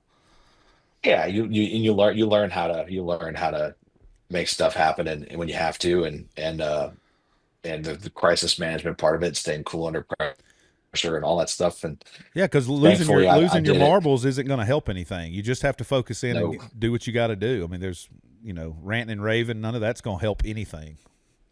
nope. So that was sort of my formative, like, being a tour manager, You're having here. to You are figure that now. You're out. in And Nashville. You're a tour. You're yeah, right. officially a big time tour manager with all the trials and tribulations that come along Oh with yeah. that said gig. Yeah, and I did the whole I love my time with Logan. I love him as a guy. And we just had a great time. It was what you think of as far as being out on the road and playing shows and figuring it out and doing the thing. I felt like I was like, it's not really how I expected it to go, but I found myself, being a tour manager in country music world, which is not Yeah. not not how I thought it was going to go. But it's But awesome because you're working with a major artist on a major label with the big time booking agent. I mean, it's the big leagues at this point. You're in the big leagues at this yeah, point. yeah, and I stumbled my way into it. Yep. And I did the whole ride with Logan. He ended up having a song called "Can't Get Away from a Good Time" that ended up being doing well, and he got signed to Sony. So then that turned into, we're doing the whole major label run around, and moving from our broken down Sprinters and vans into a bus, and having to figure out how to do a bus for the first time, and doing the rise of, is this going to be the biggest thing in the world? Yeah, Yeah. at the beginning, you always have, Yeah. it You can never know. go any way. Yep. So it's 2015, our first like year in the bus. We just had a great time. We referred to it at the time as the summer of dreams. It Yeah. was just because it was like, at that point everything was possible, and then a year later it was a much different situation. But looking back on it, you're like, wow, that was the summer where it was all possible. Yeah. And I brought in we had to let go of a drummer, and I brought in Jimmy Alcock, who was my buddy that was in the band with me that I moved to Nashville with, and we got to do that together. He was playing drums for other people and doing his own thing, but he was like the sort of the O. He and I were like the OG. Like we were into like listening to Logan Mize, like driving up to Nashville looking for a place to live, you know. And Yeah, now a couple years later, the band that we're in's broken up, and we're like, you know, on a bus for the first time in our lives. with the Um, guy you were listening to driving up. with part of the reason that we ended up being in Nashville. Right. Um, and that was, you know, we had a great time doing the thing, and getting to see the having the experience of the major label thing for the first time was really interesting, just seeing how that world works, because you know, going from being independent to being in a major label situation is a Yep. way different everything, from the ground up, as far as what you have to think about, and the process of dealing with radio and Label everything. reps So and just we, a lot more supervisors and oh yeah, advisors in that role. yeah, yeah. So I figured that out, and unfortunately for Logan, there was a regime change at Sony a couple months after he got signed. That was Gary Overton back then, and then that's who signed him, and then he left, and then it took them, if I remember right, almost 6 months to like figure out who the next leadership was going to be. So there was a whole leadership changeover, and as happens to many people, you know, Oh yeah, you sort of get lost in the weeds of the major label comings and goings and machinations, and yeah, it ended up not working out at Sony for Logan. Um, and at that time, it made sense for me. I got another opportunity and had to move on.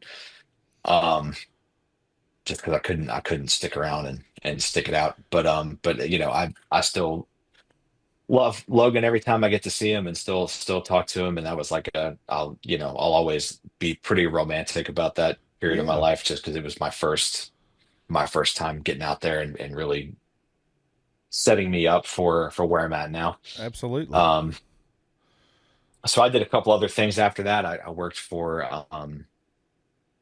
there was a girl that I knew from high school named Courtney Cole, who was doing it in Nashville, trying to do the thing, and she was at the time is being managed by Marion Kraft, Miranda Lambert's manager. So I ended up taking a job over there, which seemed for me at the time like a great way for me to be involved on, because I was still doing the touring stuff and I love that, but I've always sort of had the mind for, I was interested in the other side of it and overall management, and, Yeah. and how the rest of it works. Um, so then I took a job at shopkeeper management. I was tour managing Courtney and then working in the office um, during the week, which was an interesting thing. It sounded great in theory, you know. Yeah, I could see like a growth opportunity there as a small team, and I could start to figure out the overall management thing and maybe grow in that. And long story short, that didn't work out. I don't think that was the right thing for me. It was really hard doing van and trailer touring on the weekends, and then waking up on Monday and going into the office and doing 8 hours in an office. That was a yeah. It's hard to change those totally gears different. from a daytime job to go work a nighttime job, and then have to change your whole sleep pattern and thought process to go Yeah, back to a daytime job. It's tough to change right. those gears. It sounded great in theory, Right. but it's just not. It's not a thing. It's not a thing that worked out. But a great learning experience again. Absolutely. Um, did not work out for me, and then from there, I jumped back into more just being doing touring. I was with Jared Neiman for a year. God Yeah. bless Jared Neiman. Love that guy. Yep. I would I would do anything for Jared Neiman. Oh I yeah, just good I dude. just His I whole just that love whole him. bunch he runs with Jared and Jamie Johnson and Yeah, Randy and Lee and that whole bunch. They all like to have a yeah, good time, but man, they churn out some good work and just good guys, all of them. yeah. the stories, man, from just especially from Jared's time before me. I didn't live through a lot of, but just Jared's stories of like the early days of him and Lee Bryce and Yeah. Jamie Johnson and doing that stuff. Stories about Jamie Johnson firing a gun at him and stuff, and Oh yeah. stuff like that. The boys liked to It's party back then too, buddy. that's the real stuff, man. Oh yeah, that's the Uh, real stuff. did my year with Jared and loved it for what it was. That was again back to being in a bus and doing the and Sony at the time and doing that thing. Um, oh, I remember here's a good little Jared Neiman tidbit. Back in the early days of Sony when I was with Logan Mize, they did a like a country music weekend at Sandals Resort in Jamaica. Yeah. So I go there with Logan because Logan's playing it just acoustic. Pretty nice deal for me. Just show up, Yeah, get absolutely. get 4 or 5 days at the resort, and Logan plays a show or two.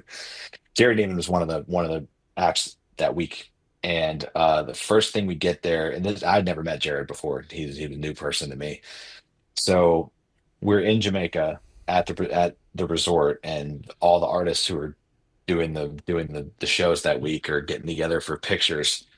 And Jared had just everybody was in there. Jared was like kind of late, so he gets up there and he stands next to Logan and he goes, "Oh, hey man, hey, good to see you. I had a dream last night that you died." And then I go back up to smile for pictures, and Logan's like, "What?" And What? he's like, "Yeah, man, you were in a jacuzzi on a balcony, and then somebody drove a car through the balcony and then like hit you in the jacuzzi, and then it went off the balcony, and then everybody crashed and died." Just like it was the most matter of fact thing you could say to somebody. And that was my first experience with Jared Neiman. What a guy. Yeah, I remember. I'm trying to think. I don't know. We've been around each other a bunch over the years, but we've never hung out, and I've never really done shows with Jared. But yeah, Mhm. he's a character like that. Um, and that's that's the kind of stuff that those little tidbits of stuff that make it the insider stuff fun because you're like, well, everybody doesn't get to hear and see that. Yeah. Um, Oh yeah. but it's And so I did my year with Jared, and then I got a call from old Charlie Salvatore again, who at the time was doing day to day for Billy Currington, yep, and Billy needed tour manager, so he asked me if I was interested in doing it. So that was a step up. I went from I had never done anything more than one bus and a trailer to doing three buses, two trucks, and figuring that out. So that was my first step into just a bigger, big, a yeah, bigger yeah, situation, having to manage that, and having once you go from the van to bus is one big jump, and then you go from one bus to three buses and trucks. That's a yeah. whole Three different that's a buses whole plus different thing. 15 other people or more. Right. It's a lot bigger operation. So that would have what year would have that have been? That was 2018, 2019 was my 2 years with Billy. So then going into 2020, you get Mhm. the call to go move over to Yeah, M10. so for me it was I did my 2 years with Billy. I learned a lot. I learned a lot of stuff about um handling artists on a bigger level, and the different things that entails. Um and doing the man management part of our job. Um having to be leadership for not just a small group of your buddies, but 15, 16 people is a different situation. And nothing against Billy, but he at that point in his life he was not pushing to grow. Yep. Just kind of happy with where he was at, and spending time on the beach and surfing, and God bless him for it. Yeah. Sounds awesome. Absolutely. But being a younger guy, I wanted to be part of something that was coming up. Um, and our mutual friend Katie Klein Yeah. Moore. Um, she was at the time was Billy Currington's business manager, and was also Mitchell's business manager, and And she ended up Justin's being business the manager. and Justin Moore's business manager, exactly. And Dustin Lynch, and Um, I mean a bunch. Katie's she carved is herself out a nice little niche in Nashville. Yes, she's got a nice little empire now. She left Wiles and Yes. Taylor and started her own thing, Yep. um and she's one of the best. That Yes. she's one of those people behind the scenes that nobody will ever know her name, but she's if you know her, you She know what she never hassles does. me about anything, but she is always there when I need her for anything. Absolutely. And her And emails are not a bunch of verbal graffiti. It's straight to the point. nope, short to the point, period. But that's it. And I appreciate that about Yep. her. But yeah, she's a great example of somebody in the business that nobody outside the industry will never know who she is, but she's such an important part of making the whole thing go. I mean, business management and how to. There's a lot of the money comes from a lot of different places, and having to knowing where to put it, and how to have a touring is a business, and Yes. it's a strange business, but it's a business, and turning all the chaos into a sustainable. How can we keep doing this for a long time is a really important job, and Katie's one of the best Yeah, it's figuring for out how sure. to take in Um, all these monies from everywhere else, a couple $1 million or whatever, and then you got to pay, distribute it to everyone and how much everybody gets, and then have enough to mhm. pay for everything that it takes, and then hopefully make the artist some money at some point. Yeah, hopefully at some point. Yeah, last, Yeah, last, last. last, last but And it not works least, out good in the the long artist has to run if make a it little, works, little bit, but they take a hit for of a long course, time until it does. for Uh, sure.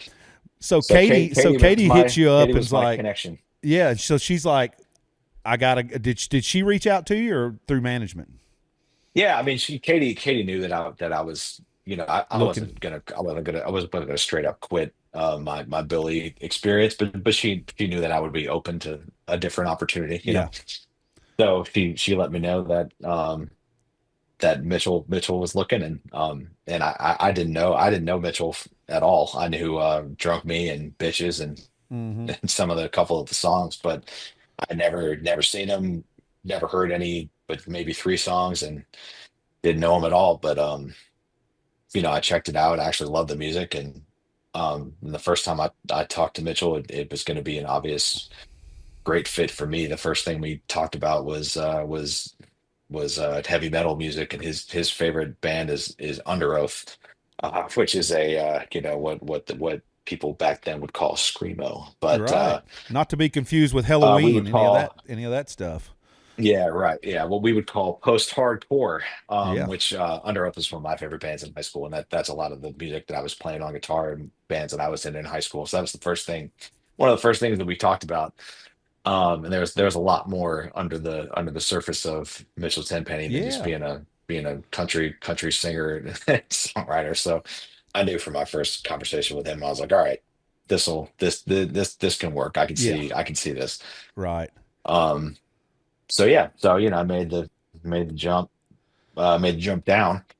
Um, I said down, but just to It's be just a move. part You of the just move. younger You just guy move. going Yeah. going on the way up, just to move. Yeah, Just a right. part of the It's path. not down's not the right word to use, but Right. going from three buses back down to Just one to a bus, smaller camp at the um, time. Yeah. and figuring that out. Yeah, right. And I had it was great for me to have the experience of doing the bigger thing and seeing how that works, and I could take that experience to taking Mitchell World and sort of forming it in my image, and having being able to build it instead of just having to be, even because even in Billy World, it was so established that Right. I was doing my job, but I was a cog in the established machine, Right. which is totally fine, and that's how it goes sometimes. But moving to Mitchell from there gave me the opportunity to Grow with the fill some band. obvious holes, Yeah. and grow with it, coming from a place of knowing what to do at the next step, and Right. and knowing how to handle a lot more. um And then you get your yeah, first and then gigs with Mitchell, and you're on your way to and then and London, then and it COVID don't happen. happens. Yeah. Yeah. And then, so you mentioned earlier too about your best buddy, longtime drummer in the band. And Yeah. I know when I saw you Yeah. guys play, I mentioned something about. I said, is this Mitchell's brother playing guitar or something? You were like, Yeah, actually, yeah, it yeah, yeah, is. yeah. And the other's his roommate from college, and the drummer's my Yeah. best friend from college. And you were like, I was like, well, dang, Yep. y'all got a cool little setup here. Yeah, it's awesome, man. In that Mitchell's a very he's a very group oriented person. He's that he hardly ever uses the word I. He uses the word we. Yep. And in Mitchell's ideal world, it's a band that doesn't have his name on it, but that's just not how it worked out for him. Mm-hmm. It obviously it's his name, he's the artist, but that's not the way he really thinks about it in his brain. He thinks about it like we're all doing something together. Yep. Um and that works for me coming from being in rock bands, and I just sort of have like a band mentality of like Right. we're all in this together sort of mentality, which not everybody has. A lot of people do in Yeah. country music, but it's not always that way. It's not necessary. Yeah. Sometimes it is more like a, I, and then everybody else will Every hired help guns. me. And Yeah. yeah. But Mitchell's very much a we guy. He's a former football team captain. Yeah. He's just, he just like sort of takes that team mindset with him. Where's Mitchell from? So he's from Nashville, Tennessee. He's from Nashville. Okay. That makes sense. Um, his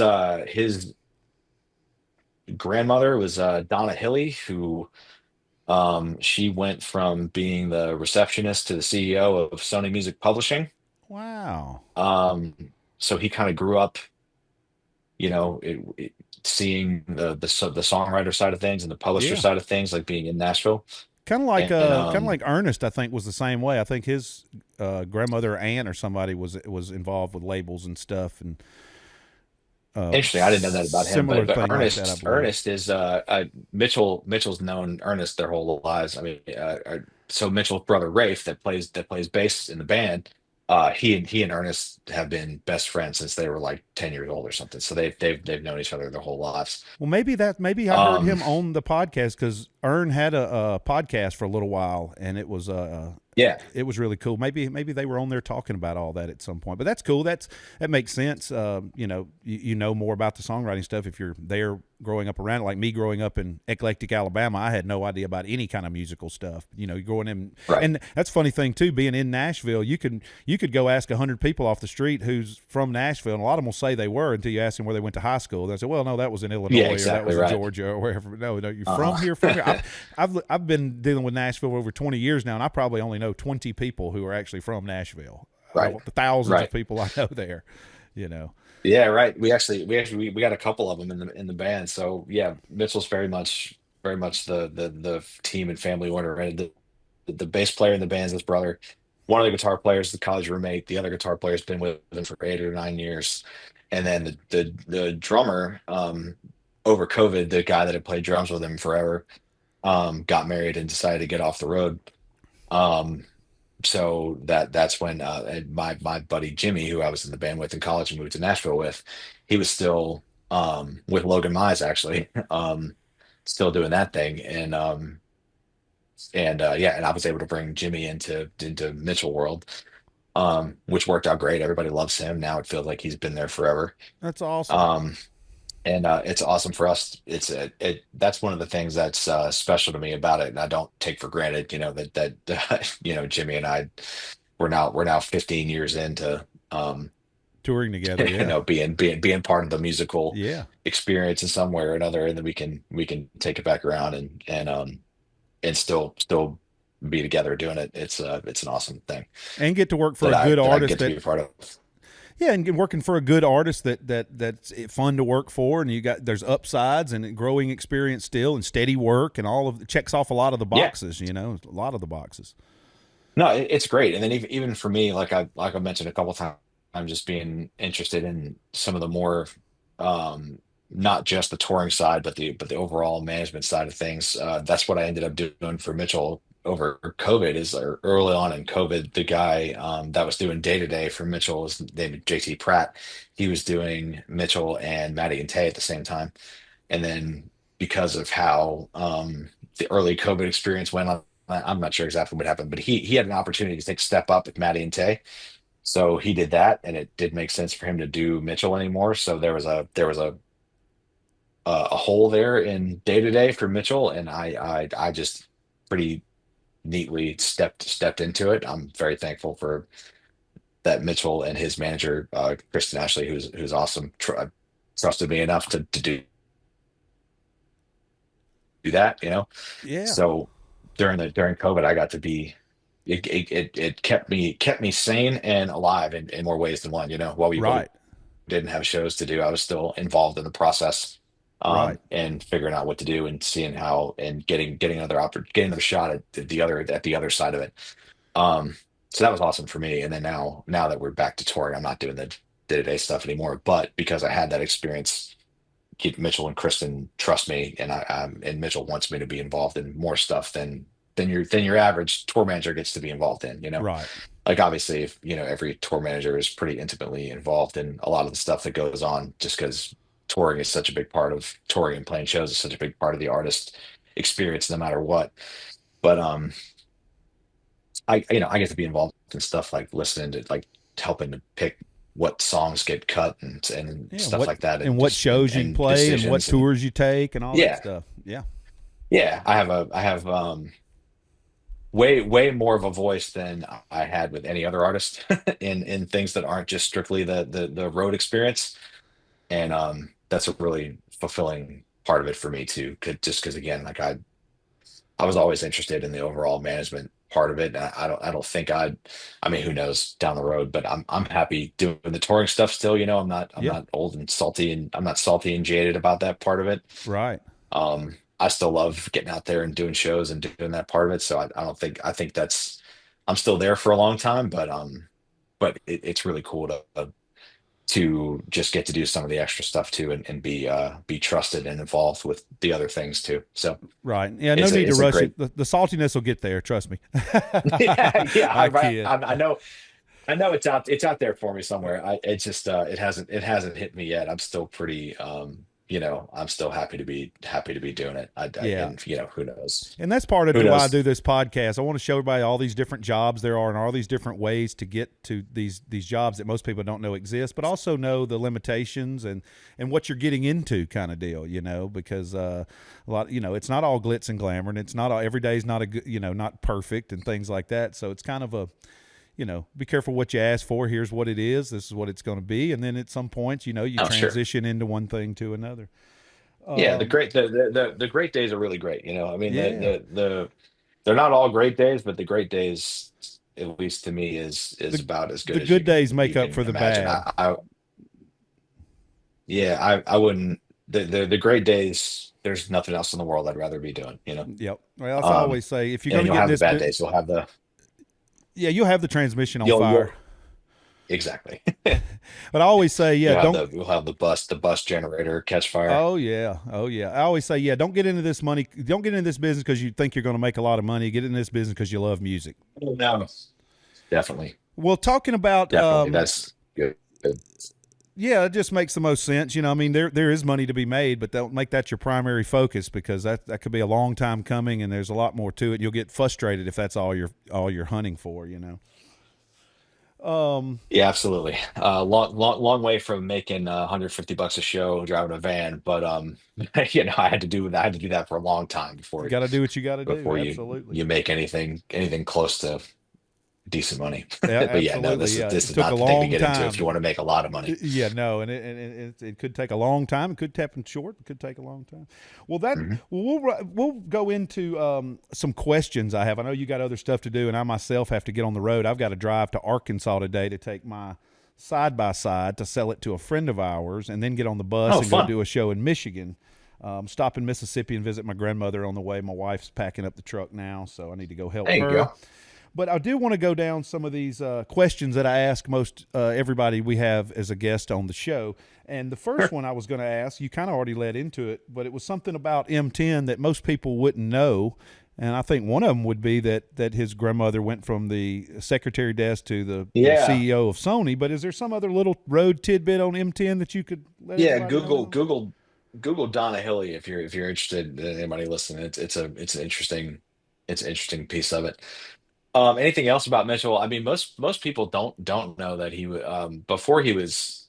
singing country music and writing country songs. He was in metal bands. He was a screaming drummer in a hardcore band, doing the more Warped Tour kind of stuff before before he was writing Drunk Me. Yeah. So he's got What a background in the heavy metal stuff. Jamie Johnson used to play an alternative band when he was in college and stuff. Yeah, yeah.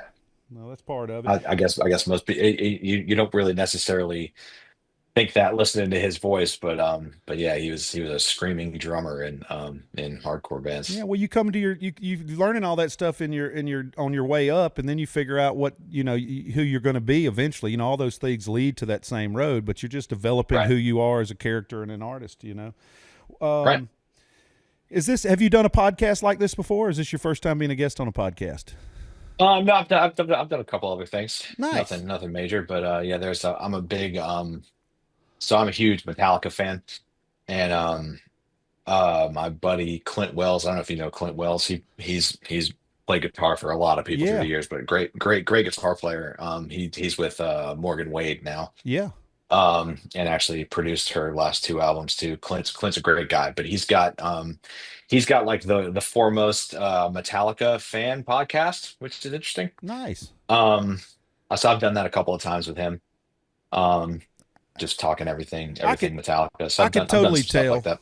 You're so pro and so savvy at this thing. I could tell this wasn't your first time. This wasn't your virgin Oh experience on a man, no, podcast. please. Yeah, well, it's not. Not a ton of experience, but not my first time. Yeah. So the next one I got is, and you mentioned some of your. I'll skip this one because you mentioned some of your mentors already with Charlie and your college Yeah. professors and some of those people on Hmm. the way up. What's a favorite venue of yours to play? Ooh.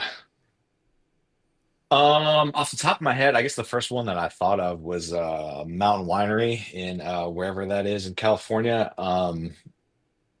That place is awesome. Yep. Just Google Mountain Winery out there to take a look at that place. It's been there. It's been there forever. That it's like on top of a mountain. You can oversee. You can oversee.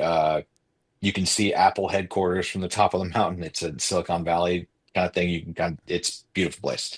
That's a good Very one. unique. Yeah, we usually get the Um, usual suspects: Red Rocks, the Gorge, the Ryman. So that's an Yeah, interesting. I'm gonna the first one I thought of is Mount Winery. Yeah, and there's plenty of great venues out there, but I'm doing Red Rocks for the first time in a couple weeks, so I'm excited about that one. I Congrats! just That's awesome. I haven't done it yet.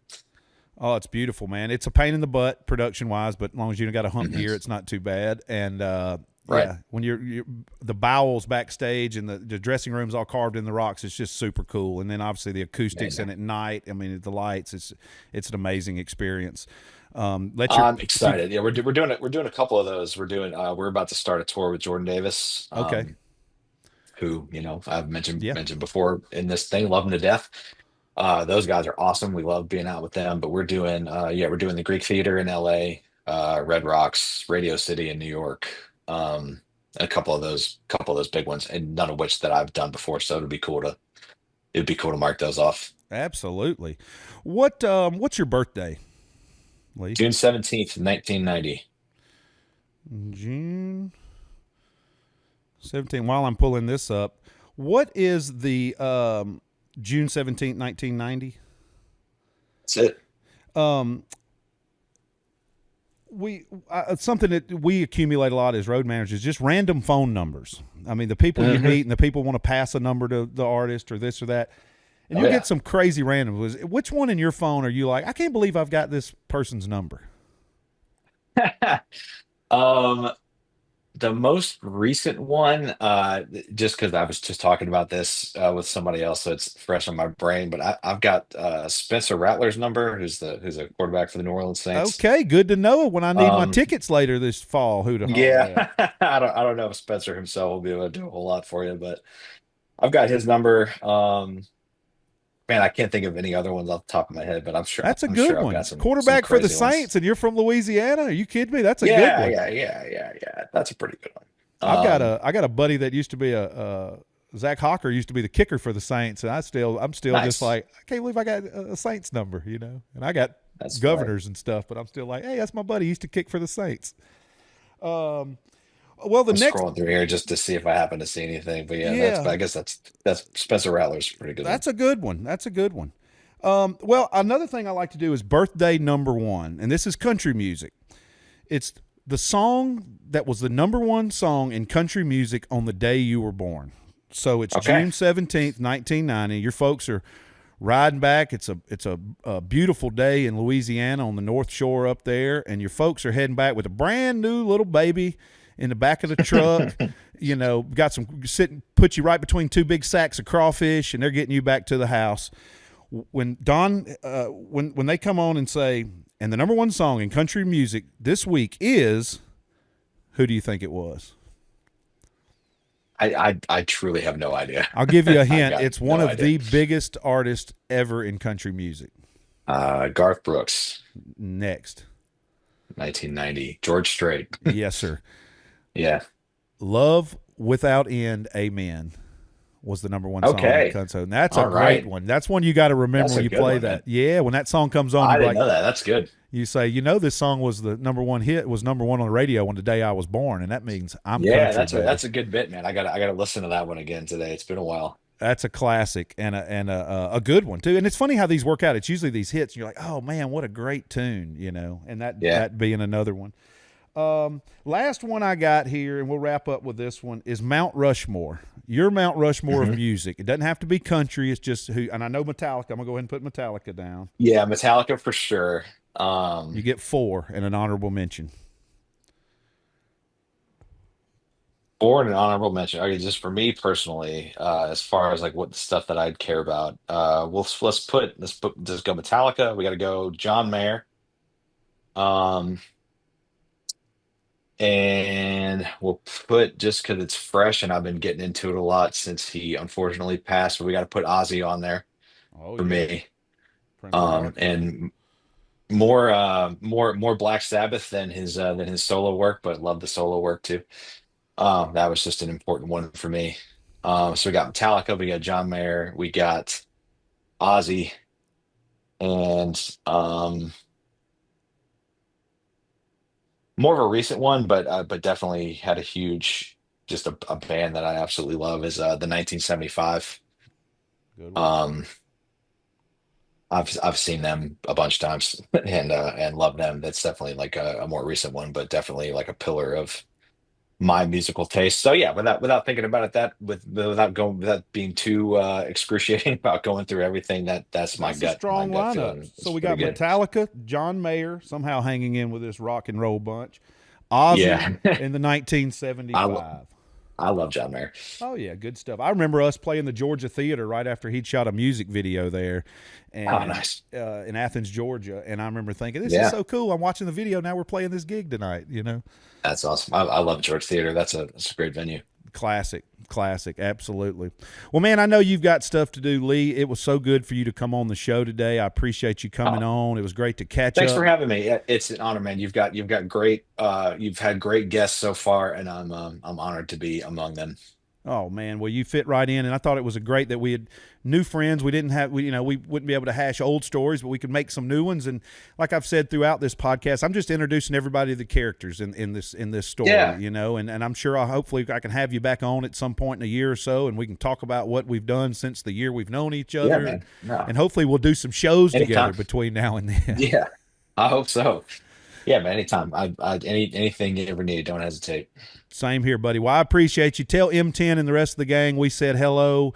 Any of those, Katie, Charlie, any of those people you talk to, tell them I said Yeah. hello, and I'll get this done Yeah. out. I'm hoping this comes out tomorrow or the next day, and as soon as it's done, Okay. I'll send you the link to it. Cool. All right, man.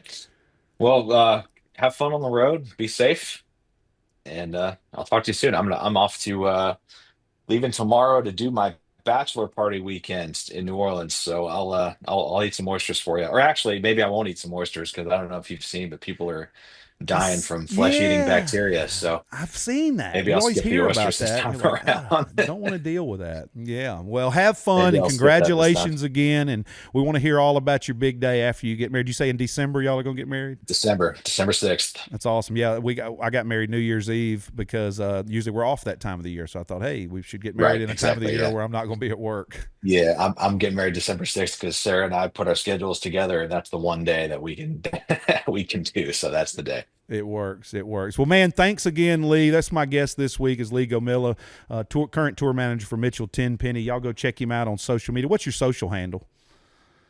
Leef Gomila and I was gonna give you my email, but yeah, on everything I'm just at Lee F Gomila. But yeah, nothing special for me on the old socials. I keep it pretty chill. Well, check him out on there. Check out M10's tour schedule. Go see him at a show. If you see Lee, wave at him. Tell him you heard him on the JR the Handler show.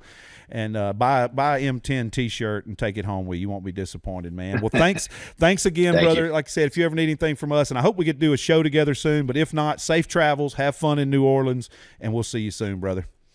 Thank you, man. Later. All right, buddy. Later.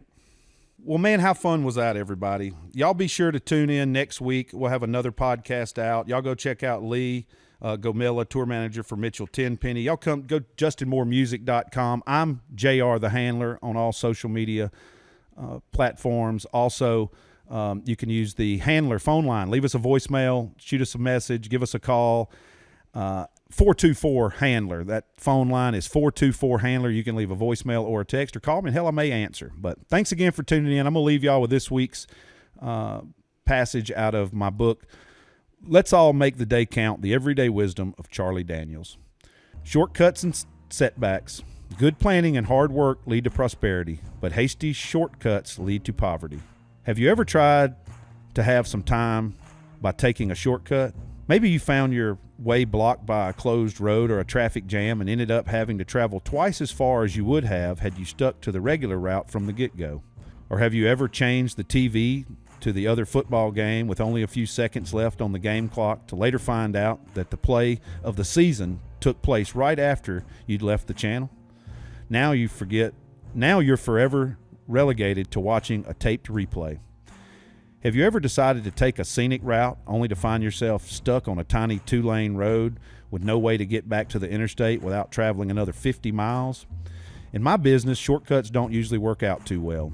If you hurry through rehearsals, don't run all the new material enough, and get on stage not fully prepared, you'll find yourself terrified while standing in front of thousands of people because you can't remember the first words to the next verse.